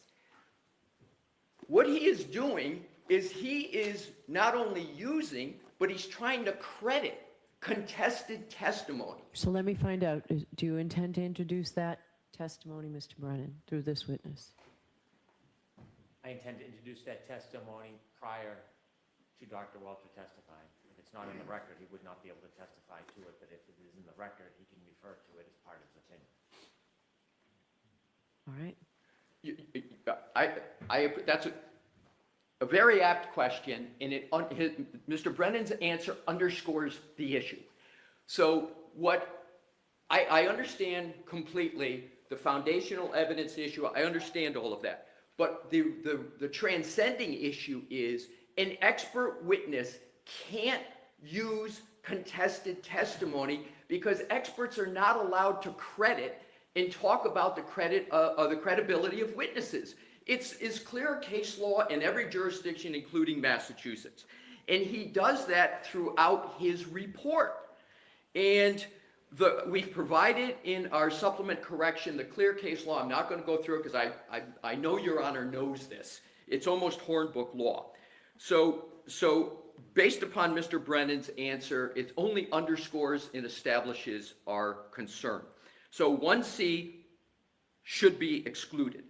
Now to 2. 2A Romanettes 3 and 4. Romanet 3, 2A3. No evidence light was broken at 1 Meadows Ave.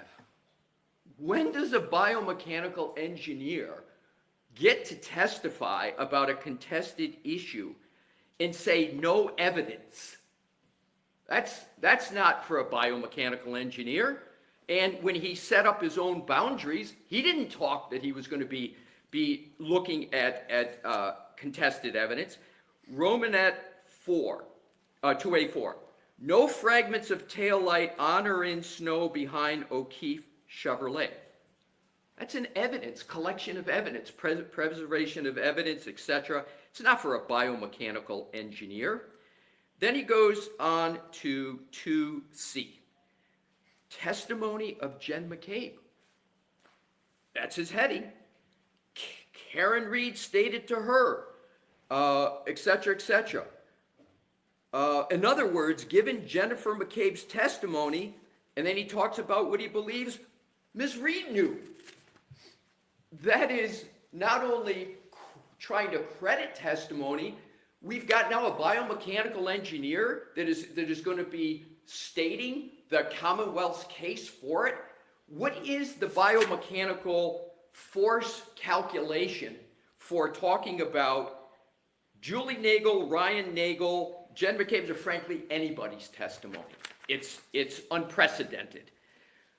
Now, continuing on page 11 at the top, and this is C Romanet 1:1, 42622, Julie McCabe, 42622, state grand jury page, etc., grand jury minutes. It's testimony. It's testimony of lay witnesses. Inherently, he is crediting that testimony as truthful. That's not what any expert can do, let alone a biomechanical engineer. Number 3, the location and orientation of the laceration on John O'Keefe's right forearm and arm are consistent with the geometry and orientation of the right tail light of the Reed 2001 Lexus LX 570. So let's cut through the euphemism of orientation. What he is referring to is pattern recognition. He is saying that the pattern of the lacerations on Mr. O'Keefe's right forearm are supporting his opinion. Where is his qualifications to determine pattern recognition of a wound on a decedent? They don't exist. 4, and that should be stricken and not allowed. 4, perhaps the most egregious of all, and I respectfully submit what I've pointed out are incredibly egregious. 4, the totality of the evidence is consistent with the right rear corner of the Reed 2021 Lexus impacting, etc., of his head on the frozen ground. So there are several maladies with that statement. First, where is his qualifications to testify as to frozen ground? He's not a pedologist, he's not a hydrogeologist, he's not a geologist. He has no basis to testify in that regard. But more importantly is his phrase, the totality of the evidence. And if Your Honor now looks at what he considers to be the totality of the evidence, it is extraordinary. He is, and I will state each one, he is becoming a medical examiner, he's becoming a lead investigator, he's becoming a cell phone data forensics expert, he is also, once again, talking about testimony of individual witnesses. So he says the totality of the evidence is consistent with the right rear corner of the Reed Lexus impacting John O'Keefe and Mr. O'Keefe, etc., and of his head on the frozen ground.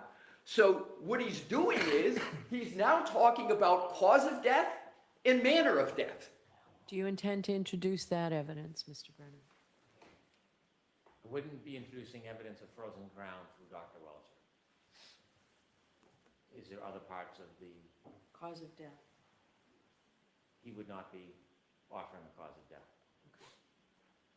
I think the spirit of the report is putting all the information together to see his observations, but I recognize that he's limited to his field. The hard ground and the cause of death are not within his bailiwick. All right, thank you. Again, appreciate that apt question, and I'm going to go into why there's still an issue. So I think it's best just to go through each one. Sure. Thank you. So 4A, he says and this is what he means by totality of the evidence. Cell phone data. Where's his qualifications to discuss cell phone data? That's a data forensics. We had obviously many moments I'm sure Your Honor may wish to not remember, but with regard to Mr. Green, etc., we went through a lot of issues about the expertise needed, the methodologies, the various tools. Where is his qualifications to talk about cell phone data? There are none. It's improper. So A in its entirety should be stricken. C, forearm lacerations 3 above. So that goes back to the euphemism orientation where he wants to talk about pattern recognition. And it's interesting that the Commonwealth vigorously contested Dr. Russell, and we all know her credentials on pattern recognition, but yet they're proffering a biomechanical engineer to talk about pattern recognition.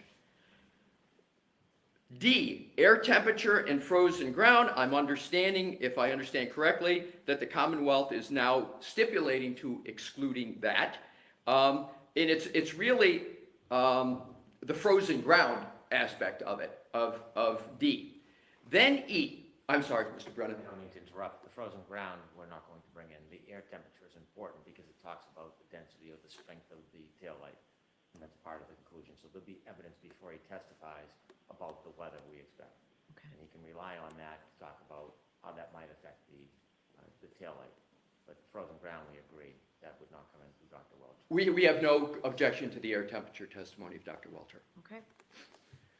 E, hat line and fracture location consistent with fall and posterior head strike. Extraordinary.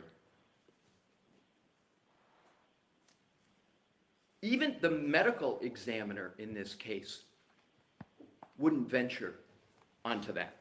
But that is clearly an example of what I'm talking about in terms of Dr. Welcher going well beyond his field. He's talking about hat line and fracture location. That's a wound to the back of the head. And to make matters worse, he makes clear fall versus assault. He's making a distinction between a fall and an assault occurring. We've contested Dr. Wolf on that issue.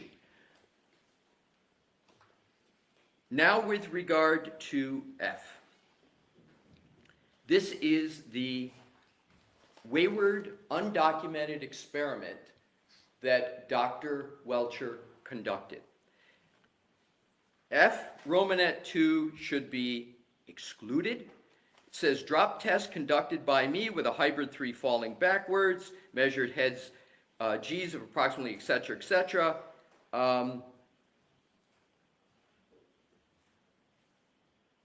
That experiment I've covered in what the case law requires for him to show. There is zero support for this experiment.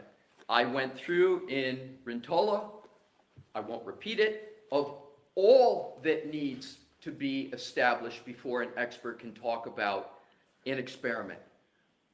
Dr. Welcher supports his experience with zero. This very experiment that he did, this drop test, has zero documentation of where the methodology for that is supported by science. Recall in Rintola, the paint person conducted an experiment and the SJC said, yeah, you conducted it, yeah, you know, this is your area, but you've got to show all of these things, including where is this supported by the scientific method? What studies? Did you repeat this experiment to make sure that there wasn't an error rate of concern? Every single deficiency in Rintola is extant with Dr. Welcher. His experiment must be excluded if Rintola is to have any meaning in Massachusetts jurisprudence. G, Julie, Nagel, and Ford occupants. Again, what does he say? Pulled in behind Lexus and never saw anybody enter or exit Lexus or walk into 34 Fairview. He's crediting, again, testimony and contested issues with regard to some important issues in the case. Unprecedented, the biomechanical engineer gets to come anywhere near that. And we provided, again, the clear case law where in Massachusetts that's not allowed. And as egregiously, H, people inside of 34 Fairview on evening of 128, early morning of 129. H, Romanet I. John O'Keefe never entered 34 Fairview. Is there any more of a contested issue than that? But yet, he's proposing to testify and state that? What biomechanical engineering principle is being applied there? The answer is none. Except for Karen Reed, everyone at 30 and outside 34 indicated John O'Keefe did not enter 34 Fairview. Even more egregious than H. Romanet I. So, with regard to Dr. Welcher, I have, again, genuinely tried to assist the court with regard to blue penciling his report to make clear, based upon the case law, what is within his bounds and what is not within his bounds, based upon his own stated parameters. And with regard to the case law about commenting, not being able to comment on a witness, crediting their testimony, Commonwealth v. Quinn, which we cite, says such testimony impermissibly intrudes on the jury's province to assess the credibility of the witnesses. So not only is Dr. Welcher beyond his qualifications, but he's intruding on the province of the jury, and the Massachusetts courts state such testimony, the kind where an expert witness assesses the credibility of another witness, could substantially influence the jury's decision about whom to believe. And lastly and importantly, should the Commonwealth try to save this wayward part of the report by saying, well, you know, is he really directly or explicitly doing it? The Commonwealth v. Lopez case, and I quote, vouching for the credibility of a witness, here's the key part, whether explicitly or implicitly is impermissible. So I believe it's explicit for the reasons I've given, but even if the court were to conclude that some of his references to witnesses is not explicit what he's doing, it certainly at a minimum is implicit. So with regard to the experiment, the case law is clear, as I have recited. With regard to this experiment, prepared solely for the purpose of litigation, not repeated, not retested, no documentation in the scientific engineering literature for the methodology or the experiment, dooms Dr. Welcher's experiment. And the bases in the jurisprudence of Massachusetts couldn't be clearer. Experiments come to courts with an extremely jaded eye, as Rintala talks about. Both eyes get even more jaded when it's created purposely for the litigation. And what is clear from the case law is the prejudice to the defendant in these cases by allowing experts such as Dr. Welcher to stray into all of these areas. In conclusion, Dr. Welcher is not qualified to do anything more than what the ARCA witnesses did, which is talk about and calculate forces and then determine whether or not those forces are sufficient to, and based on physics, are sufficient. So, Your Honor, we would request that because all of these deficiencies so infect all of his report, meaning the experiment is the entire basis for his opinions. You pull out the experiment, he has no basis for an opinion. You pull out a lot of his items, there is no basis for his testimony, and it frankly shouldn't be the job of the defendant or the court to fly spec his report in his slide presentation. And that is the final data point I want to hit, which is his slide presentation. We have a 140-page slide presentation that is unintelligible on its own. You can't understand it, and the report merely references it, it doesn't explain it. Let me stop. Mr. Brennan, do you intend to use this PowerPoint presentation? Parts of it. It certainly needs redactions. Any reference to witness testimony needs to be redacted. Opinions on credibility needs to be redacted, but there are different demonstrations that we do expect. The demonstration at Meadows Road, which clearly depicts that the car is taking contact with the taillight, we want to produce. The drop test, similar to Arca's test, we intend to offer that. But as far as the extraneous commentary, no, that's not intended to be, it's not proper, and we wouldn't even try to introduce it. Do you intend to use all 140 or however many? No, that is, we were comprehensive in the production to the defense so they could see the data points, how it was produced. And so we've included, you see many of the slides is the cameras showing the different data downloads. There's only a fraction of that we would show. What we would show is the drop test, the demonstration of the Lexus hitting Mr. Welcher's arm, and also we would want to show the Waze locations based on the data that will be introduced through other witnesses and after it's been attested to and its reliability. Okay. If I may be heard on that? Sure. Thank you. I still don't know the answer to your question. The defense is entitled to know. Right, so this will have to be provided to you prior to it's done. Thank you.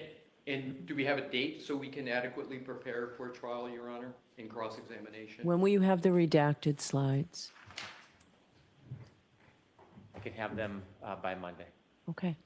And Your Honor, if we have an issue, still, can we submit something to the court? Don't need another court hearing, but if Your Honor would like it, we're happy to do it just to give the basis. Sure, so you'll get what you're entitled to, and which is just a narrowing down of what you already have. And then if you need to respond, you can respond, and we'll take it from there. Thank you. Okay. So in conclusion, Your Honor, the proffered information from Dr. Welcher is, in my experience, unprecedented. It is all-encompassing. It veers extraordinarily beyond his own stated boundaries. And even if he didn't state his boundaries, it's clear he's trying to perform roles, even with regard to what the Commonwealth has just said they're stipulating not to produce, still getting in extraordinarily to other disciplines for which there's no documentation. My last point is the point made by the Supreme Judicial Court. These experiments, especially of the insufficiency of Dr. Welcher, cannot be admitted into courts and go before juries for the reasons of the improper influence on the jury. And secondly, the methodology has to be tethered to a study or something in the literature to give the court, as the gatekeeper, a basis to say, this is science. This was done pursuant to the scientific method. And Dr. Crosby, Dr. Wolf, and now Dr. Welcher are completely absent with regard to that tethering. And as the SJC says, that deprives the defendant of cross-examination and a fair trial. And I don't know why the Commonwealth, I've been saying this for months, literally, as to why the Commonwealth doesn't produce it, either in reports or in their responses to our motion. I am left with one conclusion, Your Honor, and that is they don't want to provide it, and they want to, as the Commonwealth's favorite phrase appears to be, do trial by ambush. But that can't work with a defendant in a criminal proceeding. The Commonwealth can't ambush, and that's not my standard, that's the standard of the SJC. So we respectfully request that Dr. Welcher's report and his testimony be disallowed in its entirety. We will, of course, await the narrowing as Your Honor has ordered, and we would urge at a minimum that the defense know clearly what this witness is going to be allowed to testify to, and we would like to avoid an evidentiary hearing because I think it's pretty clear what the parameters are, but I have to reserve, Your Honor, our request in the alternative for an evidentiary hearing if what we get from the Commonwealth continues to be the vagueness that we've been getting all along. Thank you, Your Honor. Okay. Mr. Vernon?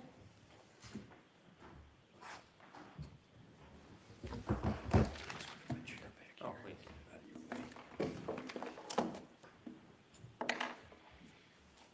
I'm particularly disappointed that Mr. or Attorney Alessi sees this as some type of trial by ambush. I'm not going to digress the way he has, but a case study in that is the ARCA, and that's why I'm concerned about waiting until the day before trial to get simple Rule 14 discovery. ARCA and Mr. Welcher have some similarities because they're biomechanical engineers.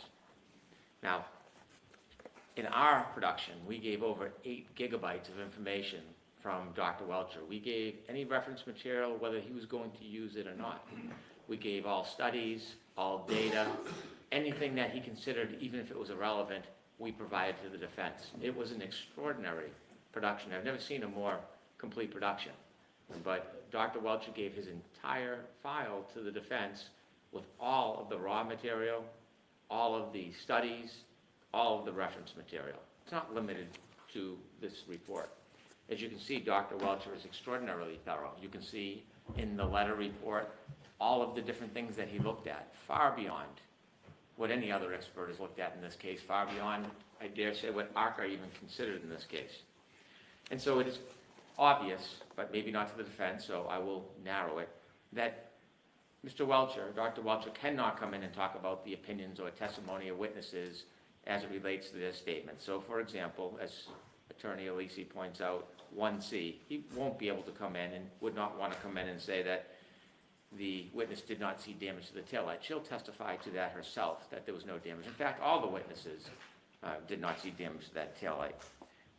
As to 2C, the testimony of Jen McCabe, that is for reference. The testimony of Jen McCabe is for Jen McCabe and the jury. He will not be offering testimony of Jen McCabe or offering anything that relates to it. Similarly, 2.1 regarding Julie McCabe and grand jury minutes, he won't reference grand jury minutes in the abstract, let alone the details of it. Number 4, he will talk about the weather, if it is already in evidence. It's a proper basis for an expert, but he will not be talking about the frozen ground. Similarly, in 4G and H, this is reference material regarding Julie Nagel and the Ford occupants. They'll testify to what they did and what they saw. And the people inside 34 Fairview, even though every single witness says John O'Keefe never came into Fairview, that is left for the witnesses, not for Mr. Welcher. And so the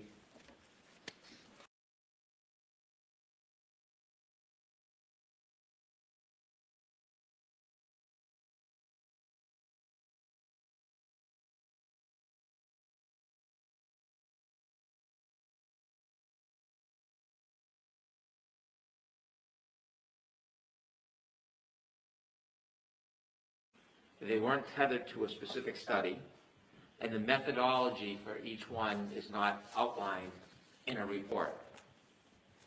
I wasn't sure if he was talking about Dr. Welcher or he was talking about the ARCA experts, because when I'm looking at the ARCA report, which apparently they're very comfortable with, we don't even know which witness did what. Importantly, when we look at the ARCA report, you have one witness who decided to build a potato cannon for no reason that we know of. No evidence that anybody threw a glass, but apparently it was a cool idea, he cited on the stand. That wasn't tethered to a specific study. That didn't lay out the methodology of the potato cannon. That wasn't repeated or validated. There was no specific literature that was referred to in that report. And yet, not only were they allowed to offer this evidence, it wasn't inappropriate. Now, it would be nice to know a little bit about the potato cannon, maybe a picture or a video or some specs on it, or maybe some details on how it actually operated. See, these are the things that Dr. Welcher provides to the defense. He doesn't just provide the information, the raw data, and the studies. He actually shows the demonstrations. He doesn't hide from his basis of his opinions and conclusions, he shows and demonstrates them with videos and pictures and photographs, quite unlike ARCA, where it is just simply a conclusion based on just trust me. And so when you look at the production by Dr. Welcher, it is not comparable to the standard that the defense accepts for their experts. He is a biomechanical engineer. That is a combination and study of engineering and physics and science, and it also details medicine. He's not a medical doctor. He's not diagnosing an injury, but it includes all of those arts. Now, this is the same thing that ARCA says in their report. If you look at their report, they talk about the study, and they outline what they believe the study of being a biomechanical engineer is all about. In fact, one of the complaints by Attorney Alisi is Mr. Welcher's drop test. If you look at the ARCA report on page 10, they do the very same thing, except that they don't show it, they don't actually demonstrate it. It's pale in comparison, but they give the conclusions and they give a chart. No different. And so there are no medical diagnoses by Dr. Welcher. These are his opinions based on a study of the evidence, and he goes to the extent of actually demonstrating those different assessments that he has made.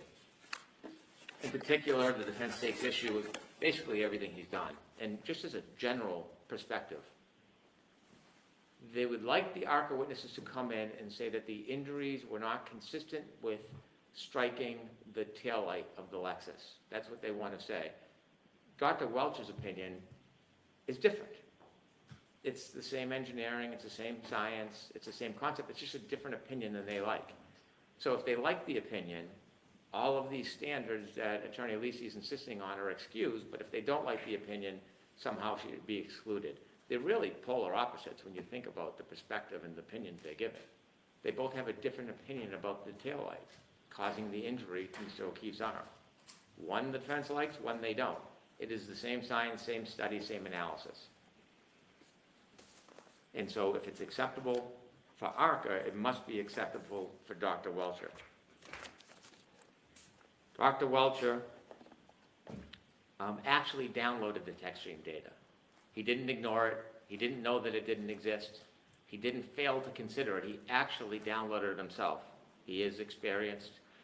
He looked the material, studied the material. The text stream data is critical in this case because it shows time and place with the new information that we have. So we know from the Waze information exactly where that car went from the waterfall to the flagpole. We know where it did and didn't stop along the way. We know, based on the phone data, Mr. O'Keefe's phone data, when he was in the car until. We have all that evidence, and as a bioengineer, he can consider all of that technical data, which will be introduced through other witnesses at trial before he testifies. And it's important. The location and timing of that car is important. This is all science and data. It's not witness testimony. It's science and data. And it puts that car at that flagpole at the time Mr. O'Keefe is there with his cell phone, locked into the Bluetooth in that Lexus until he gets out of the car after 12:30. And within 2 minutes, we allege this collision occurs. And there's Apple Health data, there's location data, there's cell phone battery temperature. It all coincides. He should be able to consider these things in his study. This is what he does. The demonstration at Meadowbrook, John O'Keefe's house, is depicted by measurements which has been provided, science and data, by the ring videos, which will be independently admissible. And we see the gentle nudging of that Lexus into Mr. O'Keefe's car. And there has been allegations, claims, suggestions that that's where the taillight may have broken despite the other contrary evidence. You can see in the presentation he actually shows not only the nudging in the car leaving through the ring video, but analyzes it, and you can see exactly where those two cars came into contact, and it wasn't the taillight. You can see through his demonstration or through his study of the materials he presented that the snow is on the back of Mr. O'Keefe's bumper until the nudge, and you can see the exact spots where the snow comes off. This is science and data. This is an opinion. This isn't witness testimony. And the jury should see that very evidence. It'll be admissible not only through him, but through independent witnesses.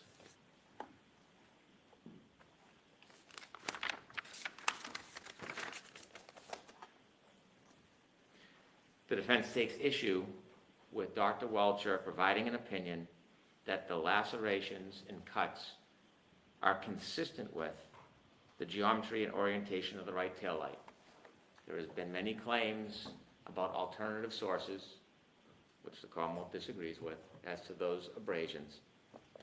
But if you've seen the PowerPoint that's been presented and provided to the court, will be presented to the jury, it shows the symmetry of the arm and the location of the arm, the height of the broken taillight, and it shows with great continuity the height, location of that broken taillight, and how it relates to a bent arm. And that is based on engineering, biomechanics, the same things that ARCA employs. They just didn't do this. And so that's not witness testimony. That's not beyond the bounds of anything. That is powerful evidence, and we intend to introduce that. And then, as I mentioned, finally, the drop test. This is the same information that ARCA proposes in their report for. For some reason, I don't think that was offered as evidence at trial, but it's clearly within the bailiwick of this expert. And so we will file on Monday a PowerPoint presentation redacting all the inadmissible parts of it, which is witness statements, and we expect to present the demonstrations to support the opinions as corroborative evidence of those opinions rather than just naked opinions. And there will be no trial by ambush. Now, we will be studious in getting that information to the defense. We would like them to be as studious getting us the ARCA information. It does concern me delaying that information because, as Attorney Alisi eloquently said, you need time to prepare. We know he's a very prepared attorney. We'd like to prepare as well, and if we wait to get records and information and know who wrote what part of the report, we won't be prepared. There's a third engineer in their team that wasn't called. We'll have to add him to the witness list if he has any relevance. We won't know until we question those witnesses.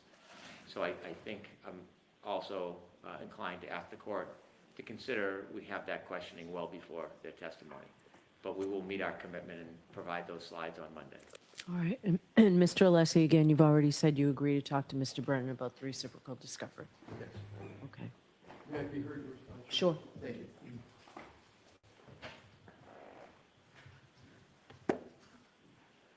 Like with Dr. Welcher's report, what Attorney Brennan did not say is even more important than what he did say moments ago. He didn't state or even address where is the methodology employed by Dr. Welcher tethered to a study, the scientific literature. He kept using the phrase, it's science and data, quote. Someone alleging that it's science and data doesn't even begin to approach that the methodology is established in the literature or satisfies the Dalbert-Lanigan factors.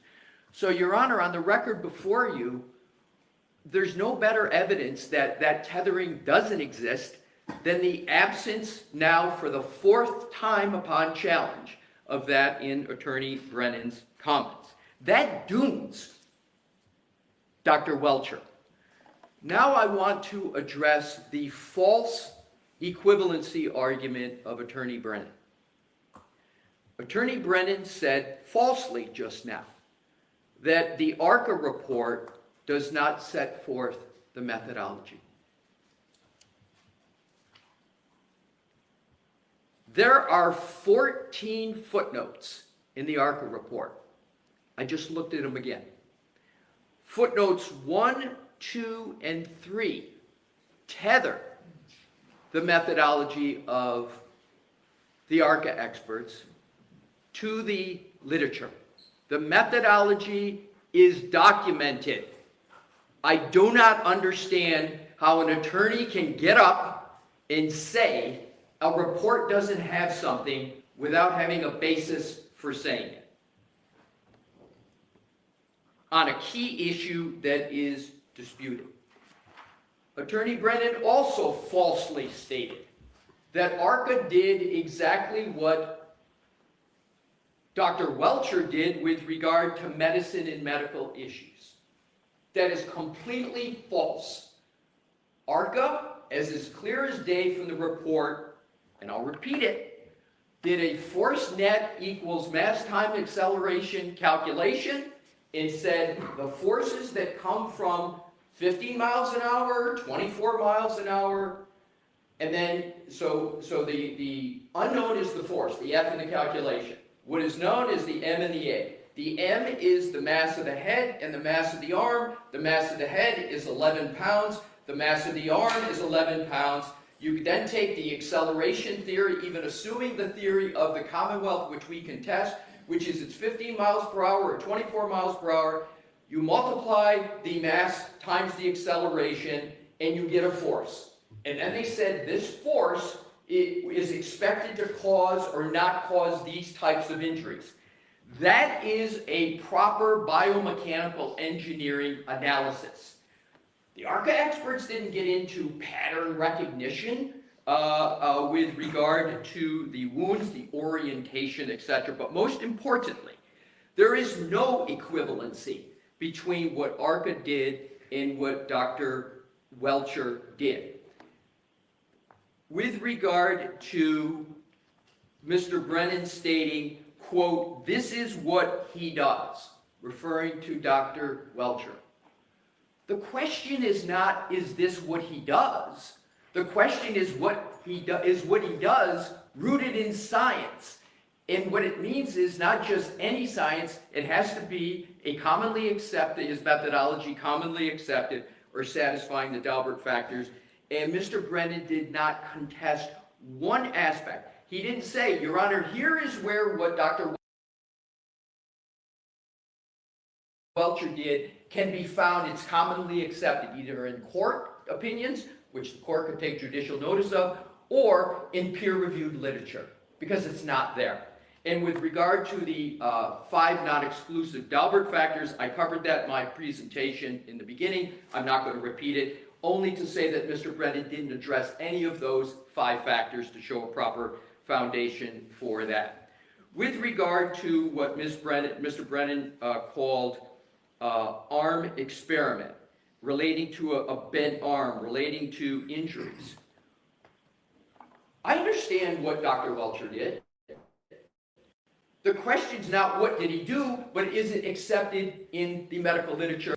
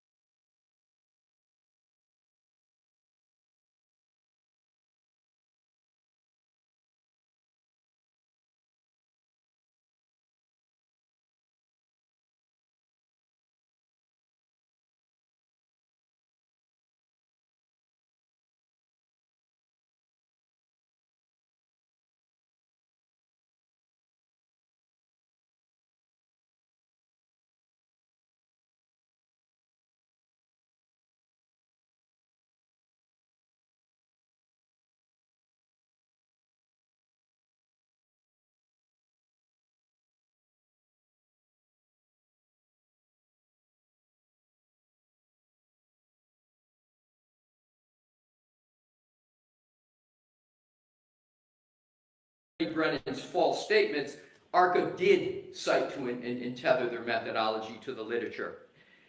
But when you have a defendant on trial for the seriousness of the charges here, to have no methodology, to have no tethering to the literature, that's, as Your Honor knows, the gatekeeper's function to stop those opinions from going to the jury, to ensure not what the defense has created, but what the Supreme Judicial Court has created, which is the purpose is to allow for cross-examination and a fair trial.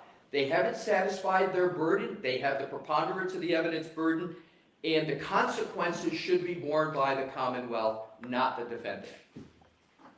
Okay, go ahead, I'll hear a quick response.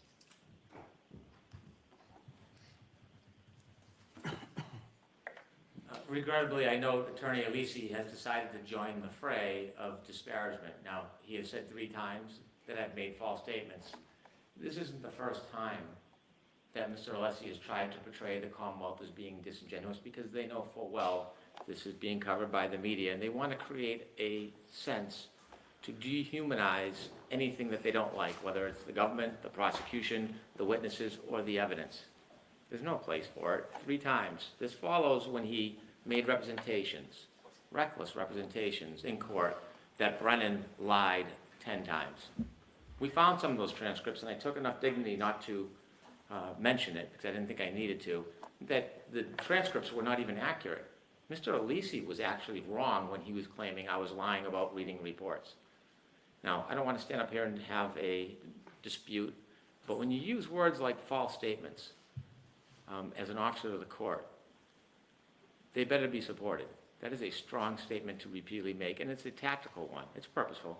Attorney Alisi is joining the fray, and that is all part of the strategy here. Now, if you look at page 13 and 14 of Dr. Welch's report, perhaps that was missed in the review. There are resources in that report that number 26 different items of resources.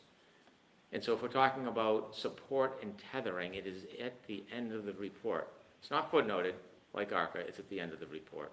It's all there. All right, thank you. So we're going to move on to try and get some motions in quickly. The motion regarding the chalks, is there an objection to the Commonwealth's motion requesting the use of chalks and directing both parties to provide visual presentations in chalks prior to using? No objection. Okay, thank you. 583.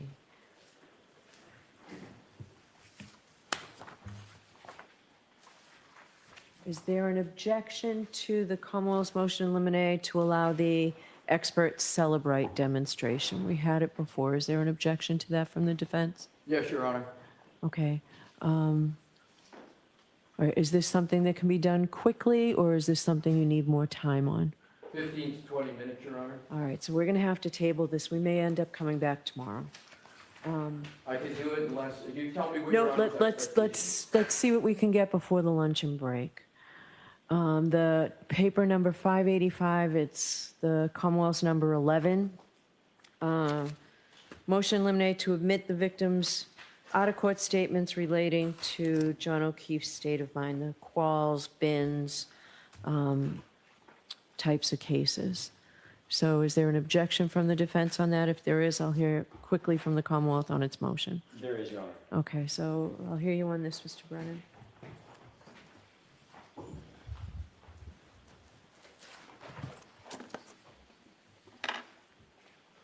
Evidence of Mr. O'Keefe's state of mind is particularly relevant in this case. In addition to the charges, this has a domestic aspect to the case. We know from his statements that he was in a relationship with the defendant. We know from the statements that there was a tumult in that relationship, and many of those statements are reduced to writing. The state of mind of Mr. O'Keefe is reflected in those statements. There was no time or reason to fabricate. You can tell by the content and the volume of them that there is a legitimacy to them. And it is clear, based on that and other testimony, that he was in the course of attempting to end the relationship with Miss Reed. And so his statements, especially over the course of the day of this incident. All right, so what's the time frame? It's so over the course of the day, I realize that the Aruba incident is too remote and you're not using that, but what's your time frame for me to be able to evaluate As this? far as his messages,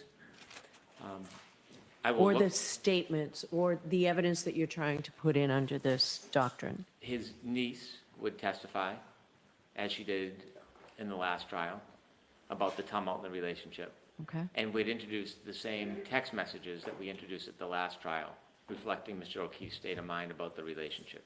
Okay.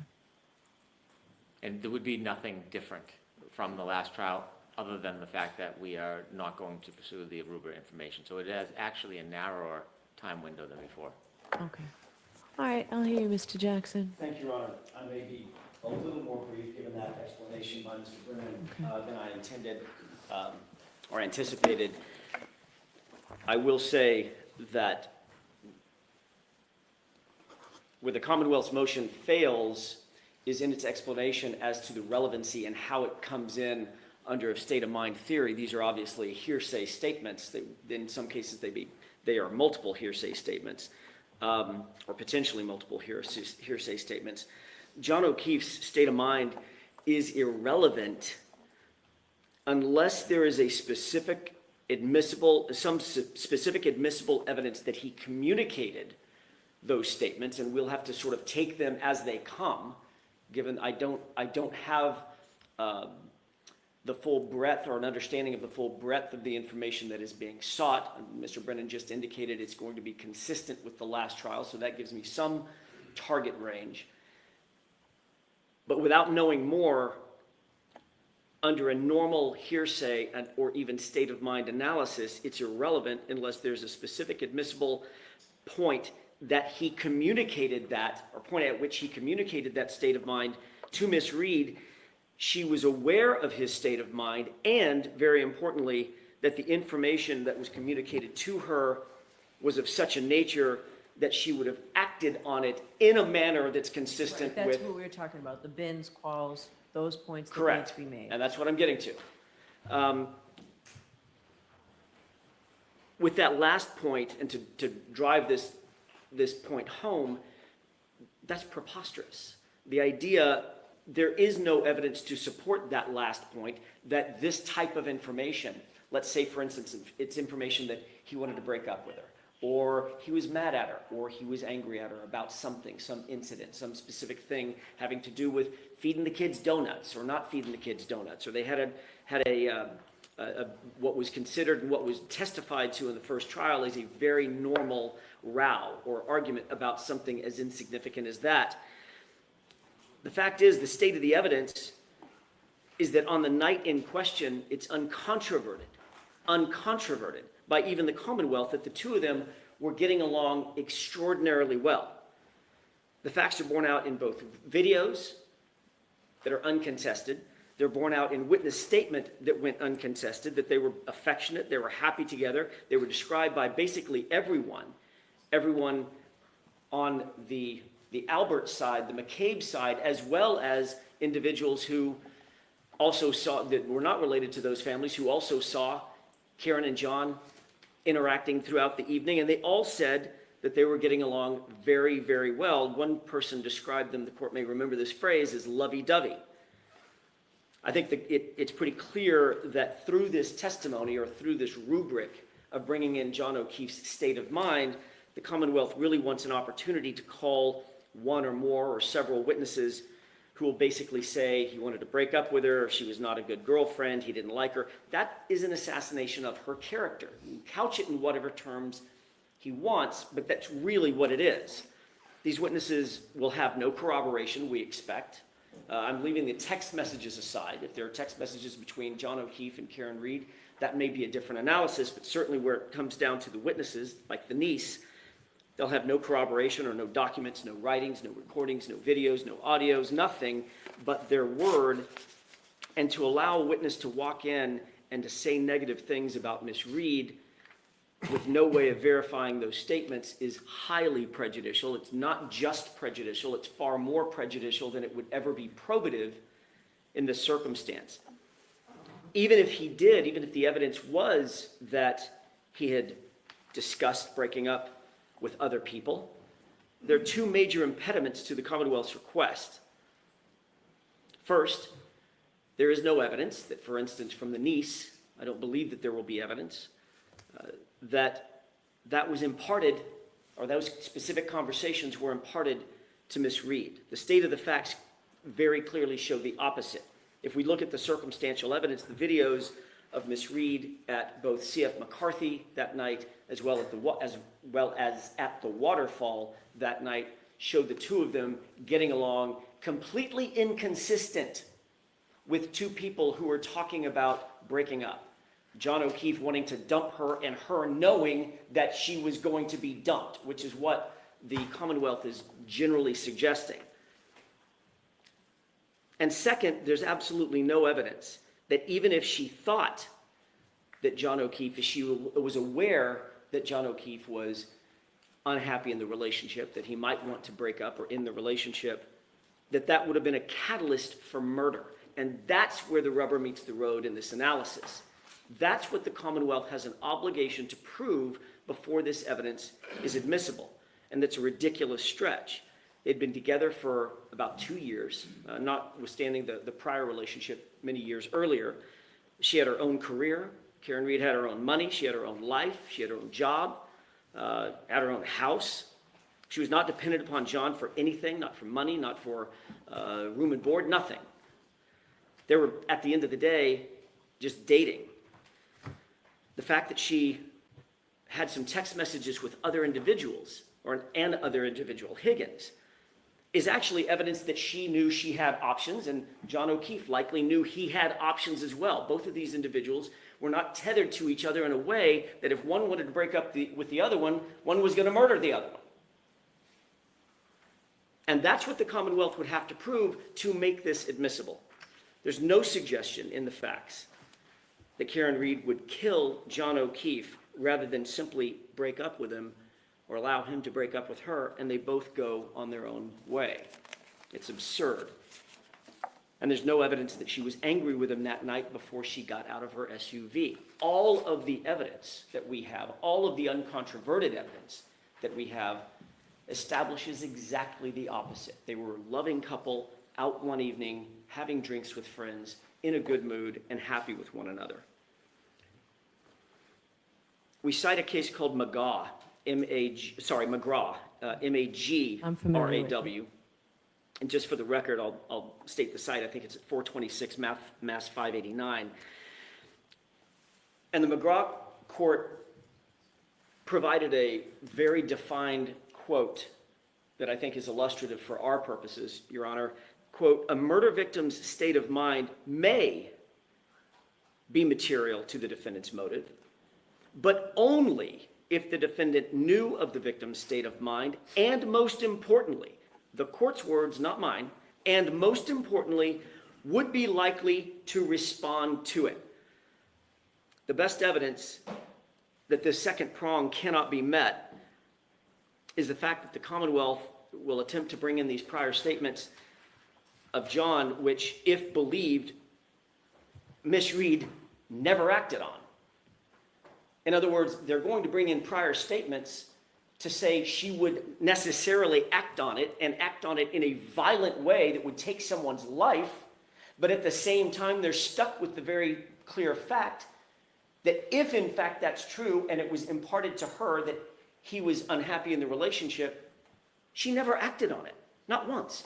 And the moment that we do have frozen in time that we can go look back on is the night of January 29th, or the evening of January 28th, going into the early morning hours of January 29th, in which they were both getting along perfectly well, completely in opposite of what the court in McGraw defines as necessary for that sort of evidence to be admissible.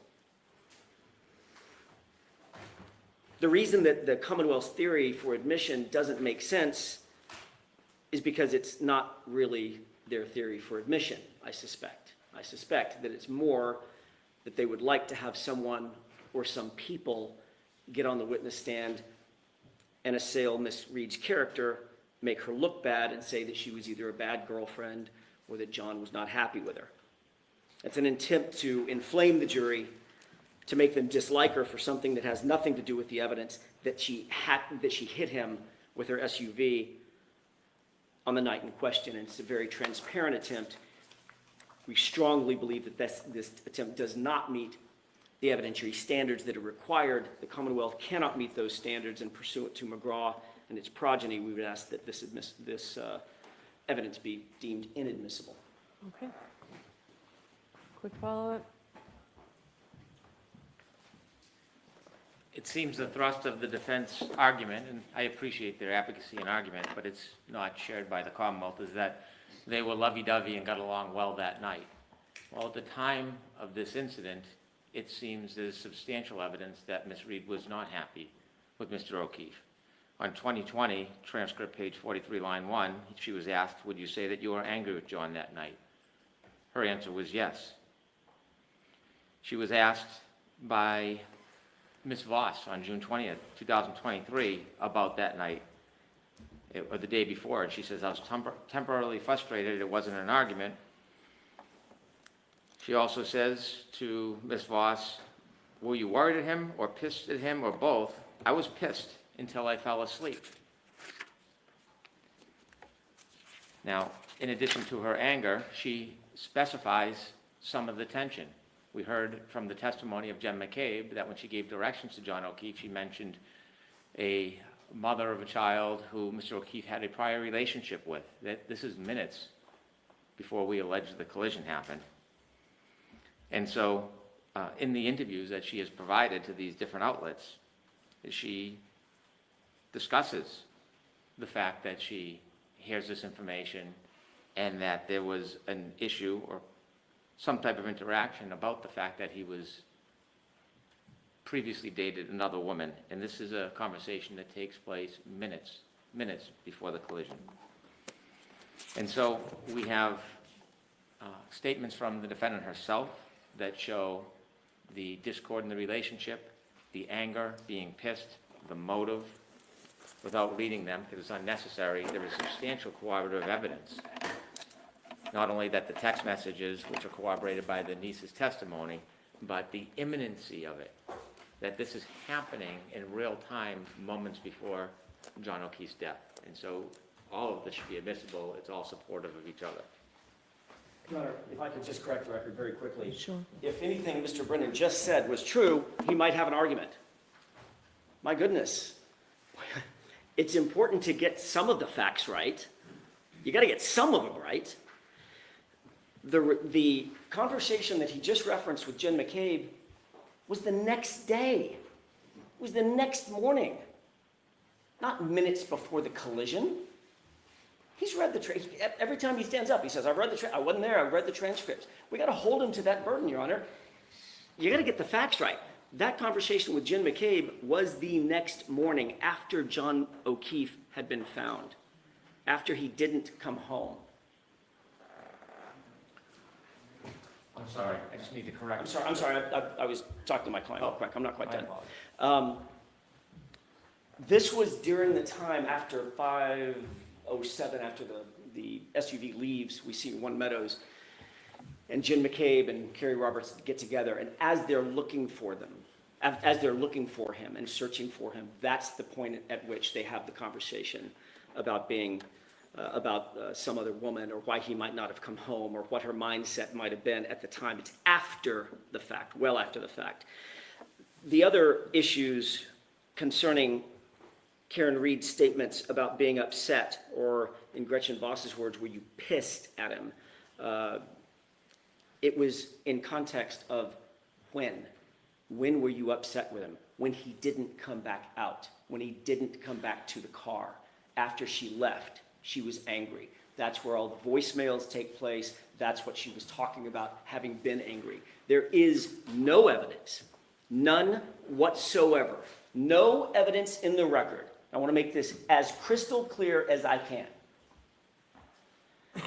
No controverted evidence, no suspect, no evidence at all that John O'Keefe and Karen Reed had a single crossword that night before he ended up missing and she went home. Before he ended up walking out of the car, going toward the house, and she ended up leaving when he didn't come back out. Zero. The only evidence that was propounded throughout that entire day was hours and hours earlier that morning dealing with, did you feed the kids donuts? And yeah, I did. You know I don't like it when you feed the kids donuts. She was spoiling the kids. It was not enough to enrage anybody. It's ridiculous. And the evidence that it didn't enrage anybody is the fact that they ended up later that night together in a lovey-dovey environment, getting along fine, getting along wonderfully.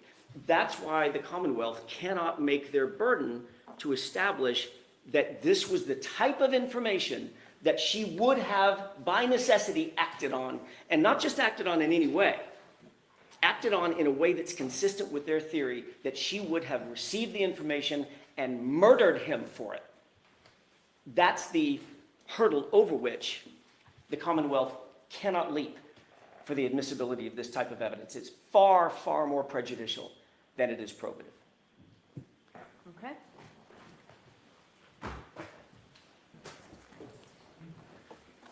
Before accusing somebody of getting it wrong, the person accusing should be right. I know that Mr. Jackson, Attorney Jackson, was present during the Voss interviews, but apparently they haven't listened to the interviews or read the transcripts. Page 88, line 22, not the next morning. When Jen was navigating John to the Alberts, she said it's near Ashley's house. Ashley and John had hooked up prior to John and I dating. Similarly, page 92, line 1, totally contrary to what you just heard, totally. There was a woman who was a mother to kids that were close to John's kids who lived very close to the Alberts. In fact, when Jen was navigating John to the Alberts, when I was driving, she said it near Ashley's house. Ashley and John had hooked up prior to John and I dating. She broke up briefly with her husband. Not my words. All right, so we're going to break. We've got a lot of ground to still cover. I suggest that we take the personal attacks completely out of this. Hold on, both sides, both sides. I want to get through these motions today. If we don't, I'll bring you back tomorrow. I'll bring you back Monday. Let's get through these motions. Leave all the attacks, all the falsehoods, all of that. Leave it all aside. Let's focus on the motions and get through this. So I'll see everybody at 2 o'clock. Your Honor, if I could say one more thing. As the court ponders this last issue. I'm not even thinking about it for the next hour. Let's leave it. Yeah.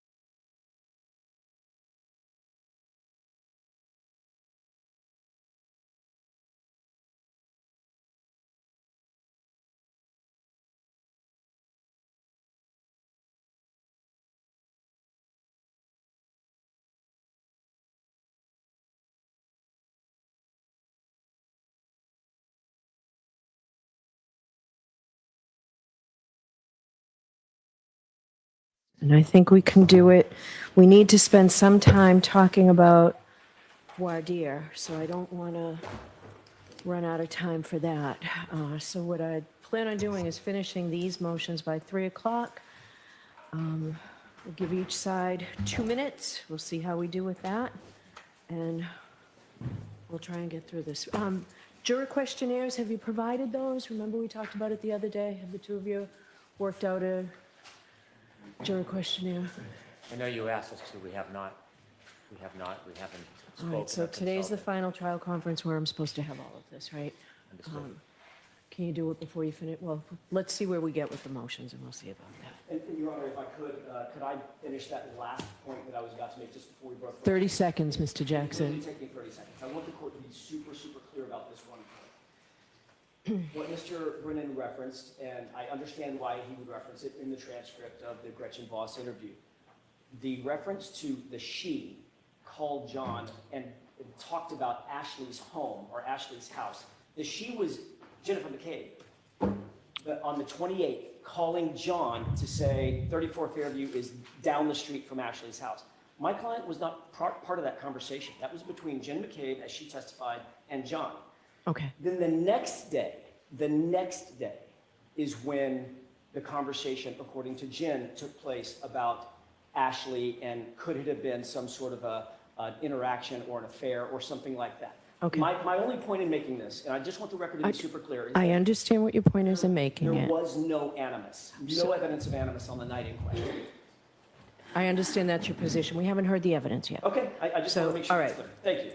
All right, well, Mr. Jackson, you can stand up again. Is the defendant pursuing a third-party culprit defense? That's going to be my colleague, Mr. Yannick. So you have 2 minutes, Mr. Yannetti. That's sort of a yes or no, and then I'll hear the Commonwealth. And I'm sorry, I did not hear the question. Are we going to be pursuing third-party? Yes. All right, so I'll hear you on your motion, Mr. Brennan, and then a 2-minute response.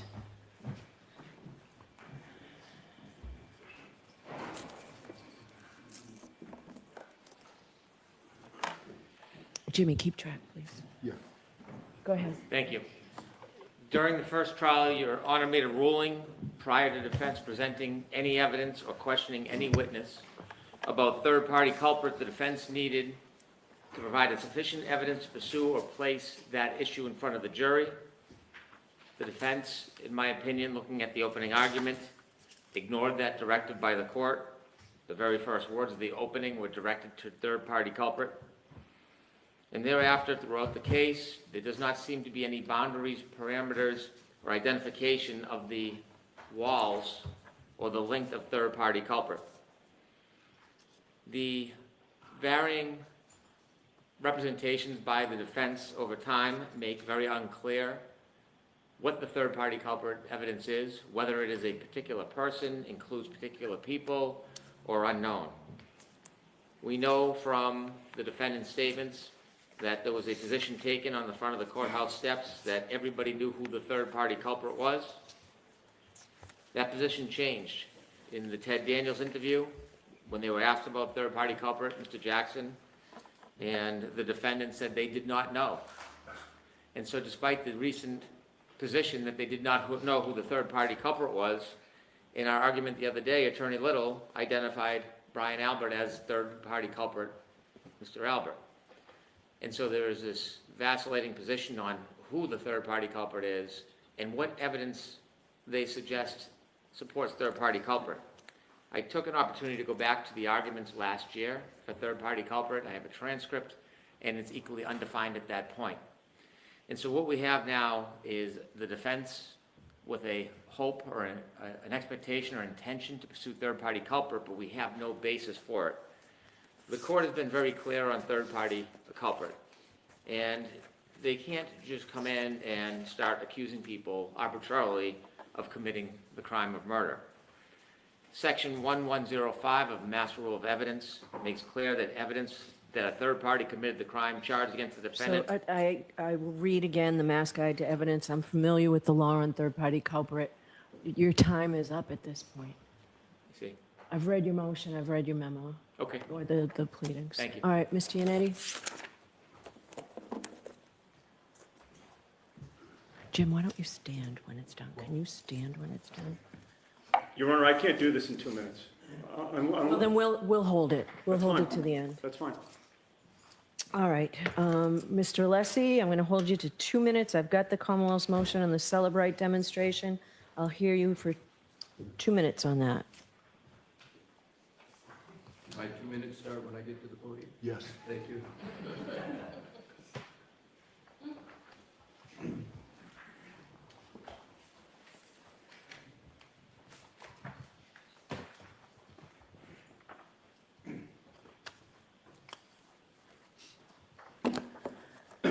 The courtroom demonstration that the Commonwealth proposes is incredibly vague, and it, to the extent it can be understood, is impermissible. I'm fully aware of what happened in trial one.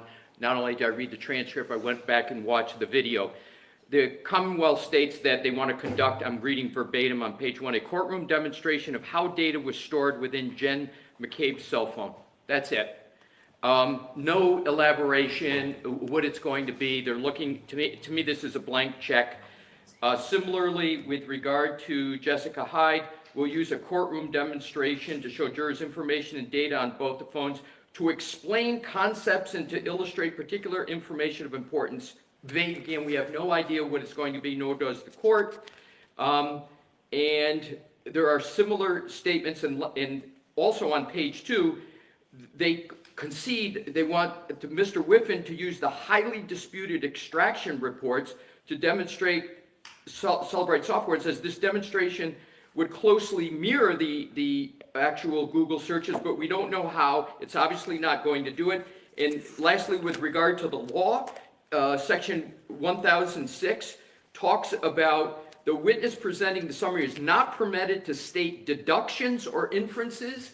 That's right in the note to the rule, and that's exactly what they want them to do, is to give the deduction and the inference that the 227 timestamp means it came to at 6:30. It's in direct violation of the rule. And secondly, under 1006, the appeals court held that because the presentation selectively presented excerpts of other exhibits and evidence in such a way that it served to both bolster the Commonwealth case and rebut the defendant's case, it was not merely a neutral summary, it was more akin to an argument than evidence. The Commonwealth concedes that's the case. And with regard to Commonwealth v. Sosa, page 14, the only thing that was allowed in Sosa, the case they cite, it says the complete video footage contained several camera angles of the property, and the condensed video merely was a compilation of that which already existed. They just shortened it down. What they're proposing to do is anything but that. All right, I appreciate your brevity, too. Thank you. You're welcome. Mr. Brennan? Thank you.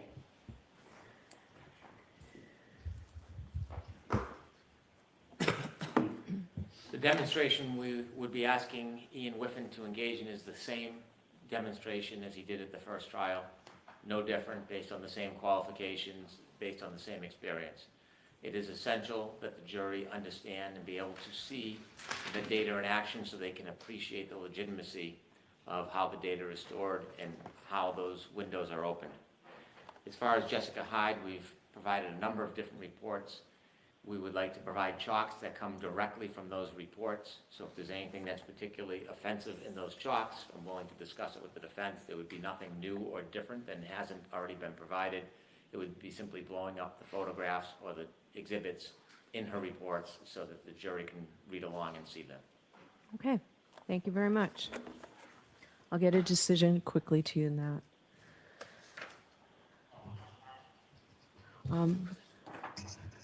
Does the defense intend to bring up any bad character or misconduct of John O'Keefe or any witness?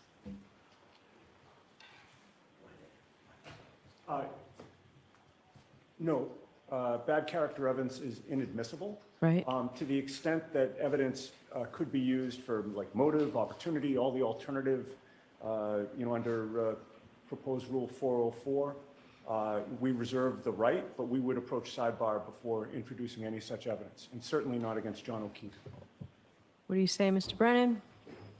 If we have advance notice, I think that's appropriate. I don't want to wait until we get the sidebar. If the defense has an intention of offering what would otherwise be prior bad act evidence, but they think it meets an exception under the rule, then they should propose that evidence so we have time to consider it. Especially if you intend to open on it. Are you doing the opening, Ms. Giannetti? I will not be doing the opening this time, and I do Okay. not believe we will be opening on that at all. All right. So, okay. So what I'll do is not during the opening and only with advance notice and a ruling. What would the advance notice be, Your Honor? A week before, a week before the evidence starts. Thank you.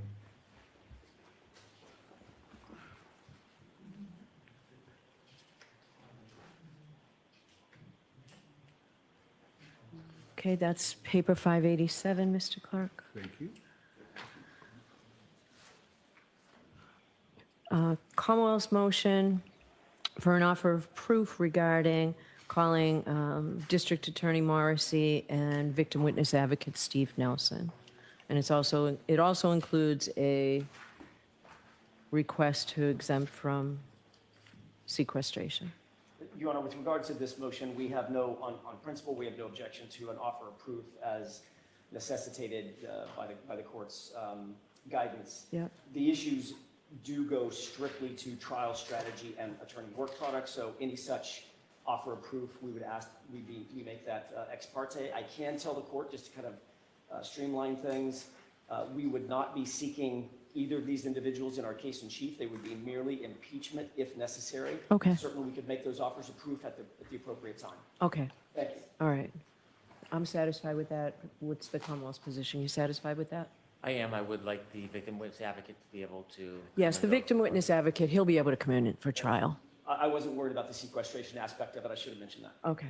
Thank you. All right, so they're both exempt from sequestration. Okay.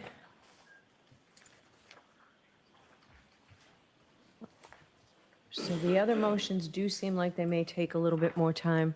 I'm going to well, actually, let's try this one, see how we can do with this. So the Commonwealth's motion eliminate to prohibit reference to the pending internal affairs investigation, sustained findings, unrelated to this case or unfounded allegations. Well, this is in a little bit different posture now than when the Commonwealth filed it back on March 10th, right? With Michael is. Proctor being fired. Do you need some time to reconfigure this, or you want to just be heard? And for this, I'll give you both 3 or 4 minutes.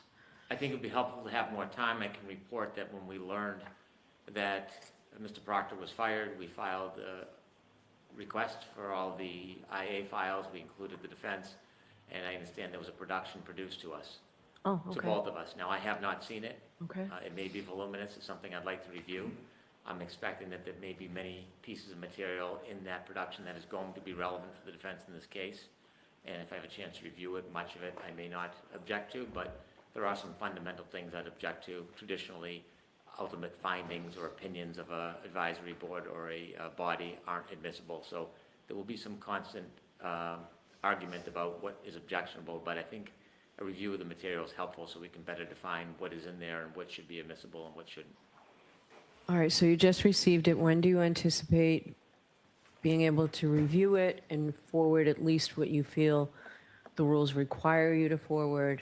And then if there's anything else that I have to decide, how long will it take you to review it and provide defense counsel with everything that you believe you're required to provide them? They have a copy of everything that we got. Oh, okay. We had them on the email so they could get everything that we received. We don't have anything they don't have. Oh, okay. So it's really just an evidentiary argument. Can, for example, a firing, can that come in that he was fired? Can the conclusions of the board come in, whatever their position is? Maybe they found him acting unbecoming of an officer. I don't know. But those type of conclusions are what I'll probably object to. The raw material, I haven't read it. I hear it's voluminous. Need some time to read it. Okay. How much time? Well, I think till the end of next week. Is that a same timetable you would have, whoever's arguing it for the defense? That's fine, Your Honor. I would just ask for notice about what specifically the Commonwealth is seeking to exclude. There were some, Right. even just in the motion that they filed, there's inconsistencies. Yeah, but I think it's all different now, right? Exactly, but there's So- just inconsistencies between the title and then what's actually in the body of the motion. So as long as I have clarity, then I know what to address. Okay. All right, is this something we should come in the day before impanelment and deal with? I'm happy to come in if the court's available. Want to do that? That's fine, Your Honor. I'd rather not have anything, but I think it makes sense that we at least give you that time and then the weekend. And if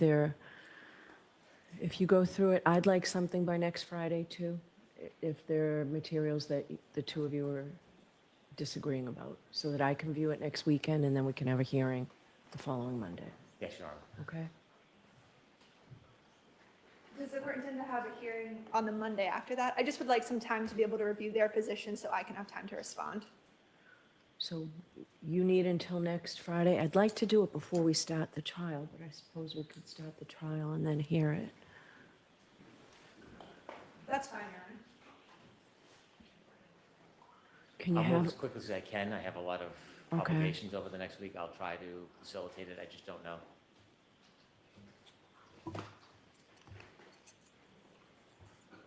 all right, without knowing how much is in dispute, Ms. Little, you have no idea how long it will take you to address that, right? So, Correct. all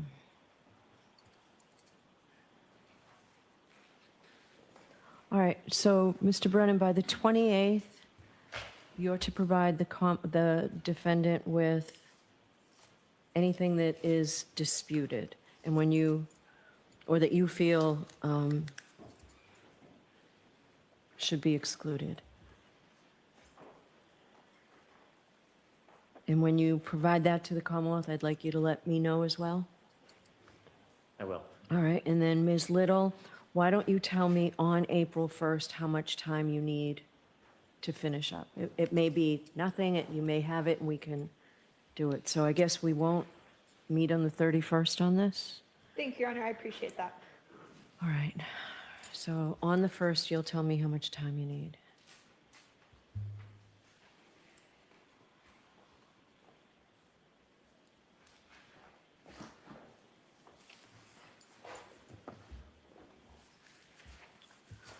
All right, so Mr. Brennan, since we are making good time, I'll let you go back and finish what you were saying when I gave you your 2-minute, when I cut you off after 2-minute on third-party culprit.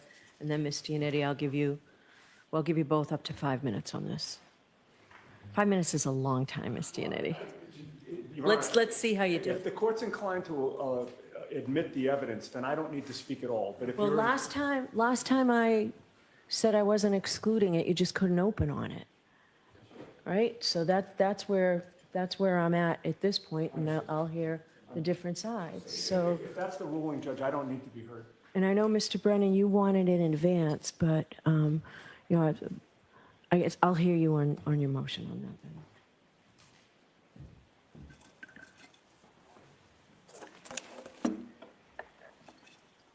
The requirements of providing evidence to support third-party culprit are clear. The evidence has to be relevant, it can't be speculative, and it can't tend to prejudice or confuse the jury. If it involves hearsay or inadmissible evidence, there has to be a substantial connection between the crime charged. And so what we would want to avoid is what appeared happened in the last case when it was just a broad-based attack on anybody. There has to be relevance between who they choose as a target and the crime itself. Looking at the transcripts, I do not see that they've met a substantial basis between any particular individual and John O'Keefe. If we start from the premise that every single witness who testified that John O'Keefe never entered the home at 34 Fairview. Every witness. There is no substantive evidence that John O'Keefe ever entered that home. So to open up an invitation for the defense to start to present evidence, sometimes alleged prior bad act evidence or character evidence, is unfair because then it becomes a mini trial for each witness. And so I haven't heard any basis or any proffer by the defense that would substantiate any particular witness is a third-party culprit. Now, there are some cases that saying you don't have to actually identify the witness. Those are particular circumstances where there is still substantial evidence that an unknown person had committed the crime. That is not the case here. They have used names liberally, randomly, and those names have changed throughout litigation, whether it's in trial, after trial, but we've never seen a proffer by them. Who is it that they're going to claim as a third-party culprit? What evidence do they have that they want to introduce? There has to be parameters and limitations if they're going to try to introduce third-party culprit evidence, not only about who the person is, but what evidence are they going to introduce? Otherwise, we're going to spend half the trial at sidebar fighting whether this is substantial, whether it's supported. And so no proffer has been made. I think there's an obligation to the defense to identify who the third-party culprit is and what do they want to introduce. Do they have a witness? Do they have evidence? Do they have any records? Simply assailing people's character randomly is improper, it's unfair, and then it causes the Commonwealth to have to spend extraordinary time rebutting, which is going to confuse this jury, and it's prejudicial. So I think that the court should order the defense to articulate who they claim their third-party culprit is and exactly what evidence they're going to introduce to support that claim. It's not until they articulate it we can really fashion an argument for the court, whether we think it is appropriate or whether we think it's insufficient. But now it's just an empty box where, as in the last trial, the defense can simply get up and blame anybody and everybody. And that's not the way the court and the courts have seen third-party culprit evidence. There's a standard, there's an obligation. It hasn't been met, so at this point, the court should preclude third-party culprit evidence.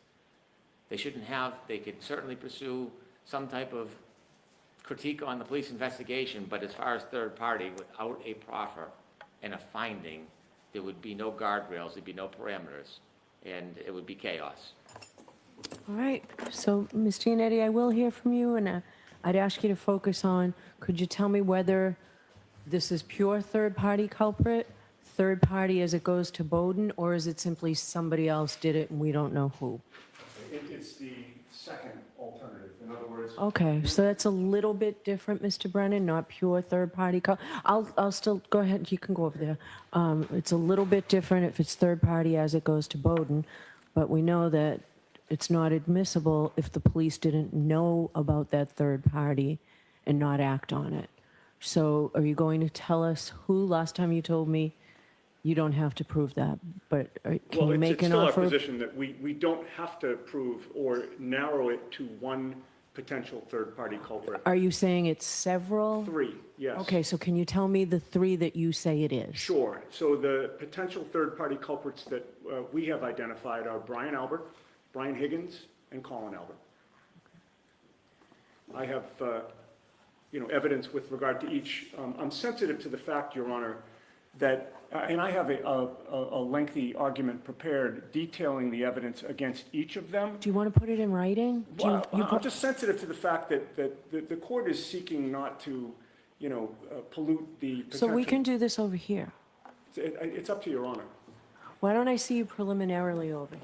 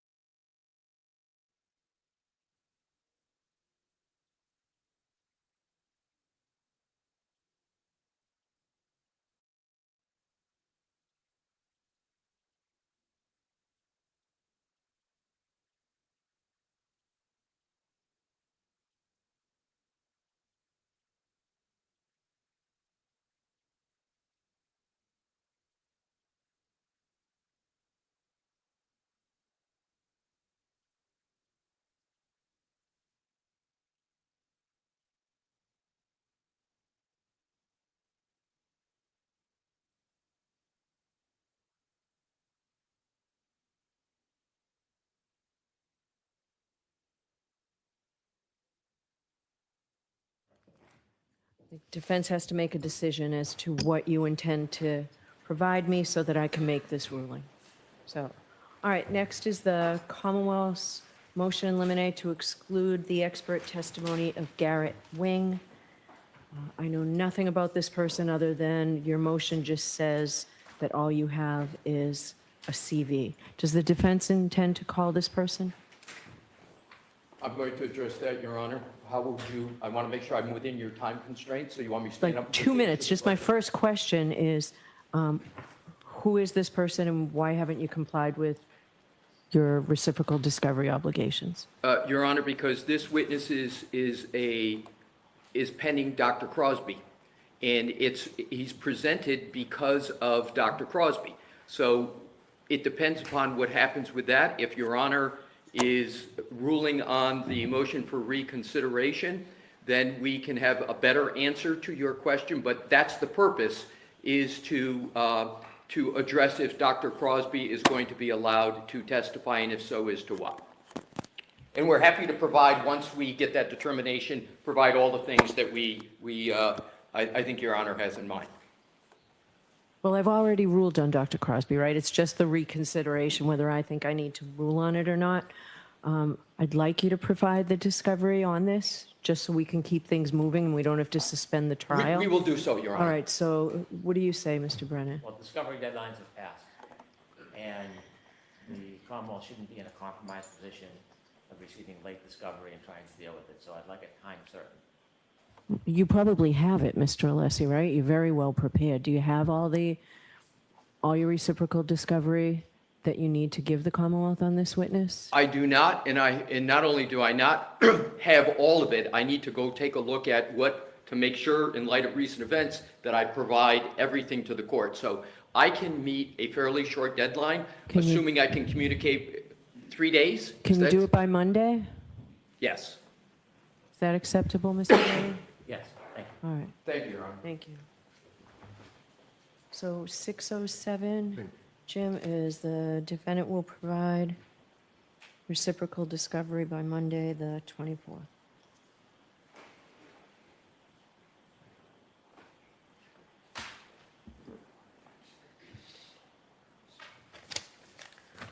All right, the motion, Commonwealth's motion eliminate to exclude defense expert Michael Easter's opinion of the investigation. So I'll hear you on that, Mr. Brennan. I figure this is probably lengthier than the others.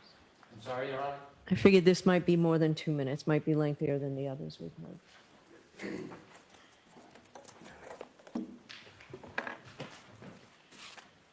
The defense would like to call Mr. Easter to essentially testify about his personal opinions of the investigation, and then to purportedly give opinions about the police investigation, their failure, in his opinion, to pursue certain leads, and to give opinions about their efforts regarding writing reports.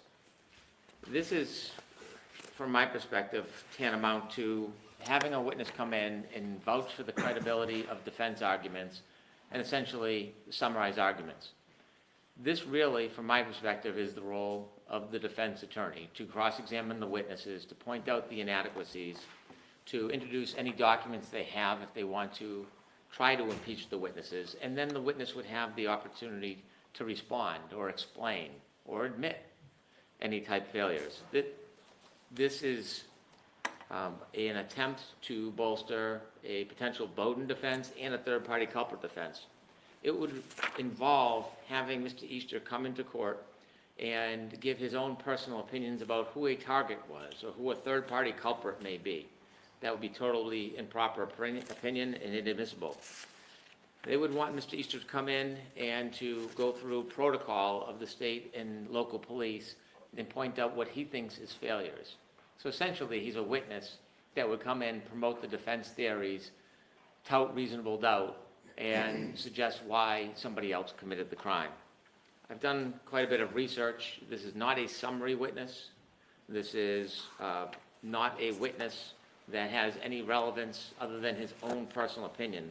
This former FBI agent was a full-time member of the CAS department since 2013. He is not in a position to determine the best practices of local or state.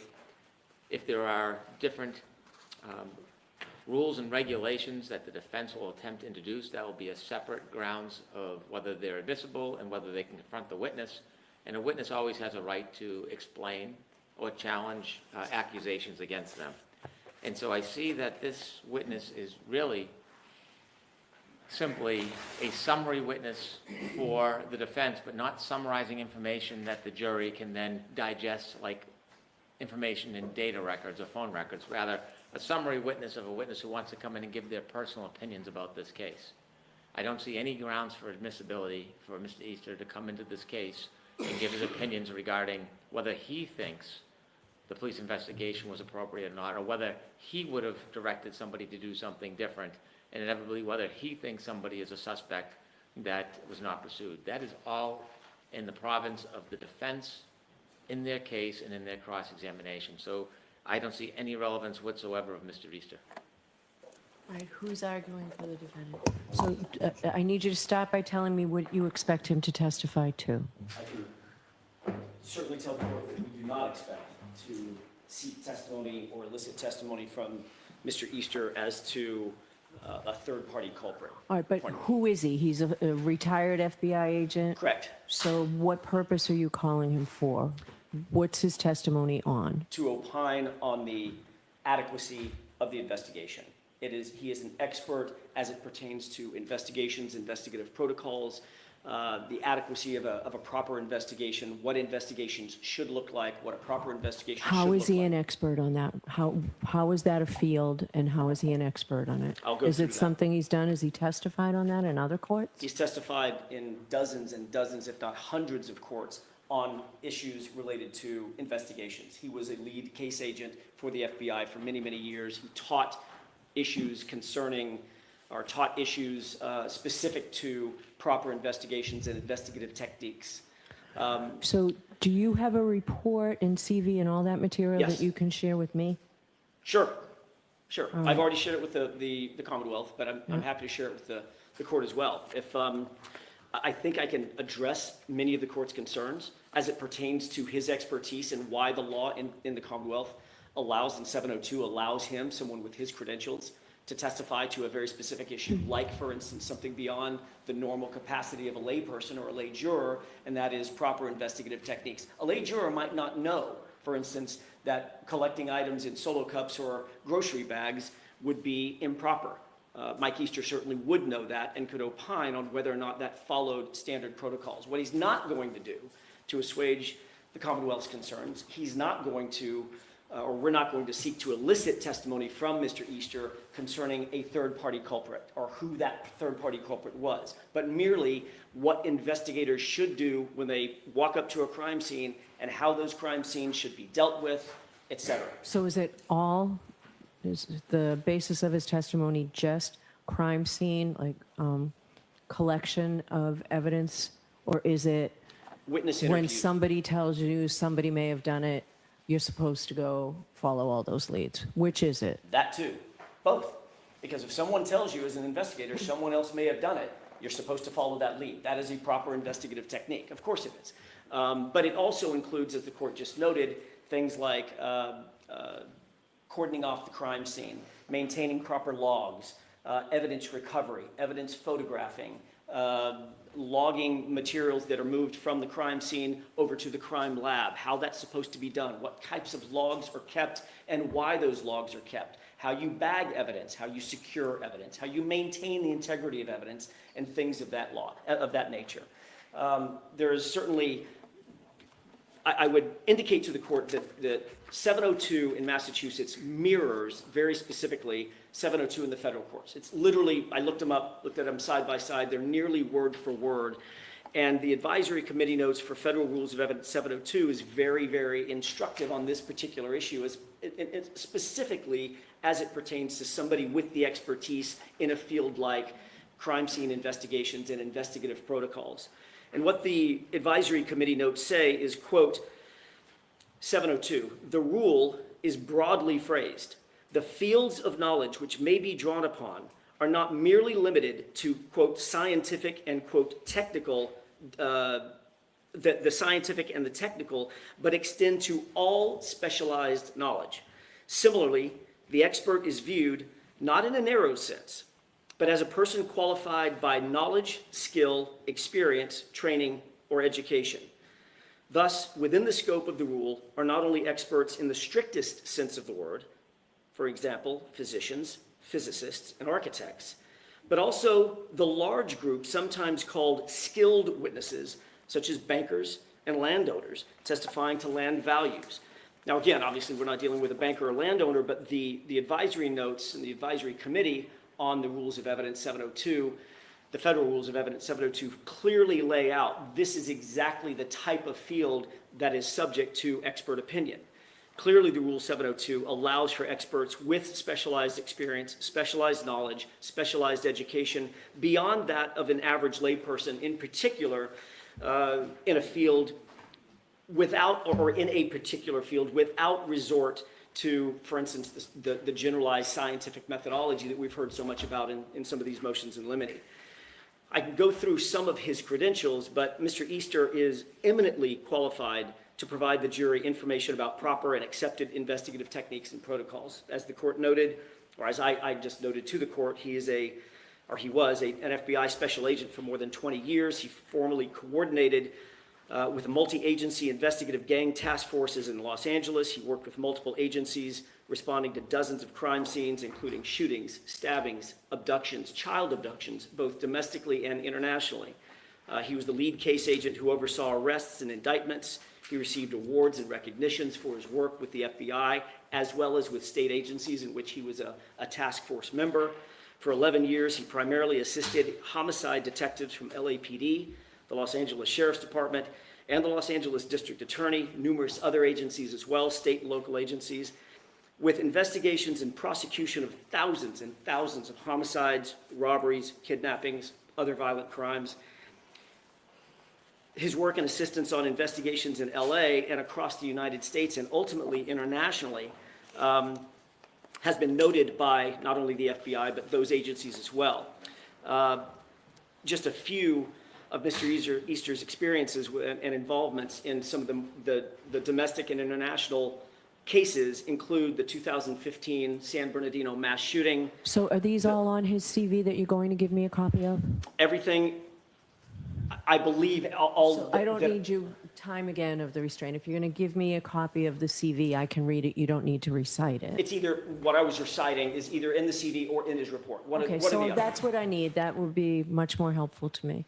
Then I don't know what more the court would like from So me. I Do you have wanted to know specific- specifically what you intend to have him testify on, but if it's in his report, It's in his, Then it broadly is in his report. I don't know exactly every question I'm going to ask him, but I can tell the court in broad brushstrokes, obviously, we're going to ask him, we've already asked him to review, he's reviewed NOD 1 through 59. We're going to give him the additional NODs that we've got as well. He's going to review everything. And from that, he's going to, I expect, render an opinion about whether or not the investigation followed standards and training, best case practices for an investigative so I guess that's technique. my question. So without seeing the report, where are their standards and best practices? Is that something that somebody can turn to and see codification of it, or is So- it just his experience? No, it's not just his experience. Those standards and practices are oftentimes reduced to writing. They have been reduced to writing with the Massachusetts State Police. So he's reviewed the protocols that are in place for the MSP. Okay. He's very familiar with FBI's protocols for investigative techniques and investigative protocols. He'll utilize those skills and that knowledge base to assess his opinion, or to render an opinion and a conclusion concerning what he believes are the proper protocols that should have been followed in this case. That goes directly to our Bowden defense, and he is the primary expert that we would use to propound that Bowden defense. All right, can you get me that report before you leave? Do you have it extra? I think, All right. I think we probably have an extra copy of it, yes. Mr. Brennan, did you want to respond? I do. Mr. Easter was a agent who did CAST. He did the CLSI.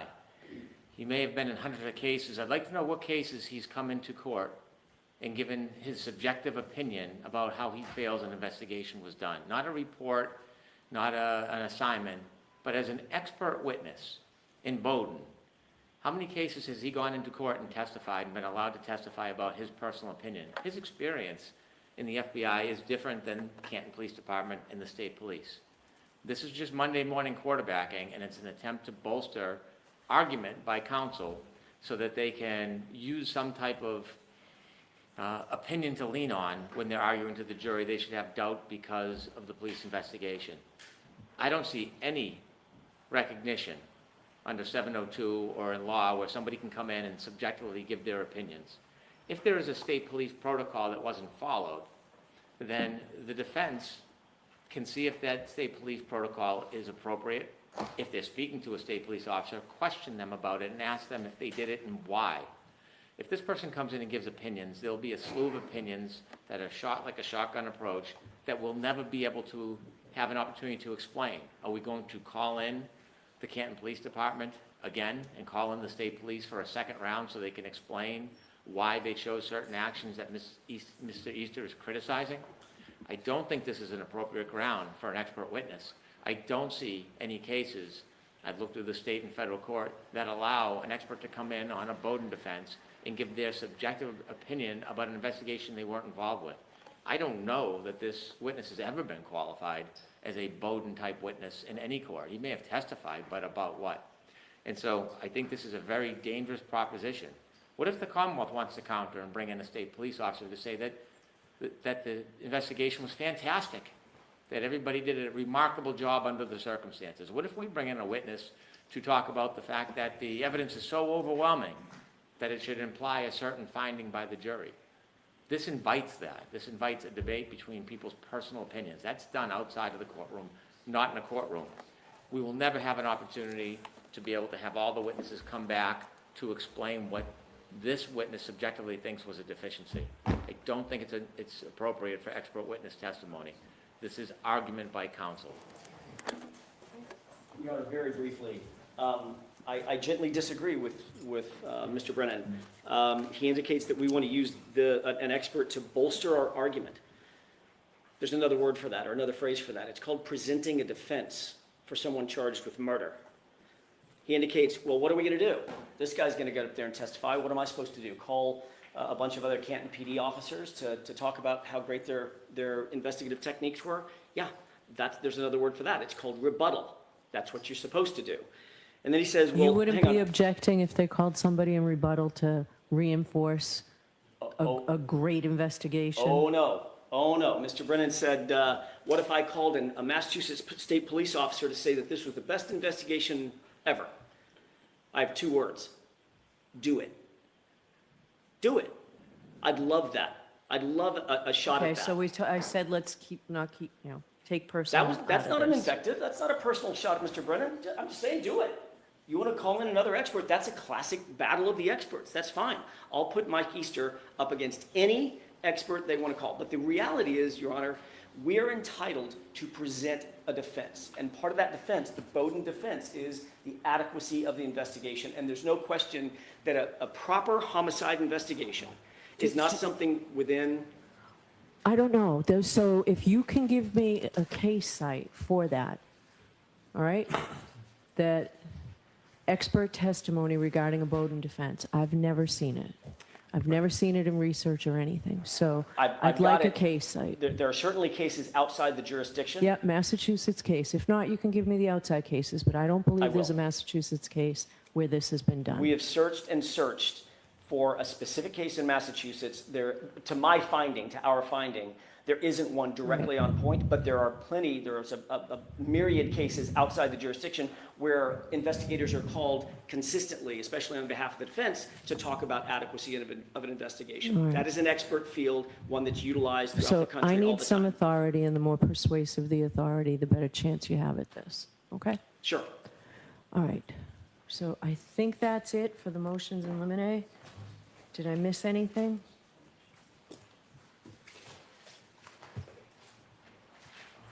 All right. Well, I need that, Your Honor, earlier you alluded to, what defense wanted to talk further about the ARCA issue, the Rule 14. You said we'll put that off until the end, if I heard you correctly. I thought you and Mr. Brennan were going to talk about it first. Is that your understanding, Mr. Brennan? Yes, and we have not. Yes. So that was my understanding. So impanelment, you don't have anything for me for impanelment? I regret we don't, we have not spoken. Your Honor, if I may, on one point on the impanelment. Sure. I just know it's the court's preference to have a one-page front and back questionnaire. Yes. I was wondering if, in light of the unprecedented pretrial publicity in this case, if Your Honor would consider an additional one-page juror questionnaire that deals with just pretrial publicity. Last month in the Chisholm case, the SJC outlined kind of appropriate Right. questions. If in additional to the front and back, there was just one questionnaire that focused just on pretrial publicity, I think that would expedite the impanelment process. I think that makes sense. Is there any objection from the defense on that? There's been an extraordinary amount of publicity, even far more than the last trial, and so close to jury impanelment, it makes sense to me.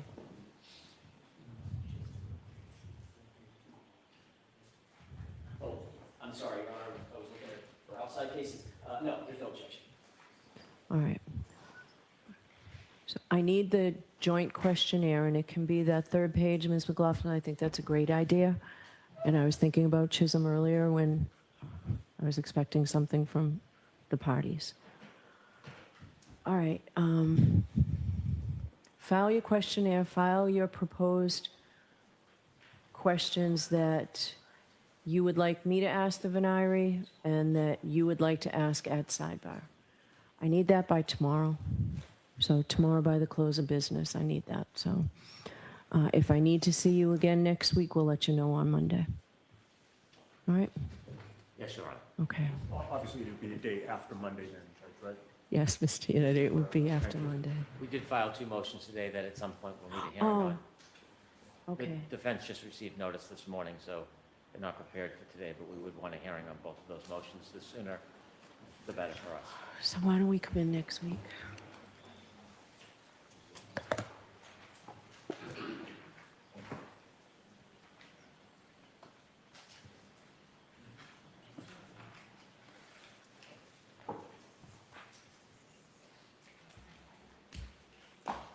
Can I see this?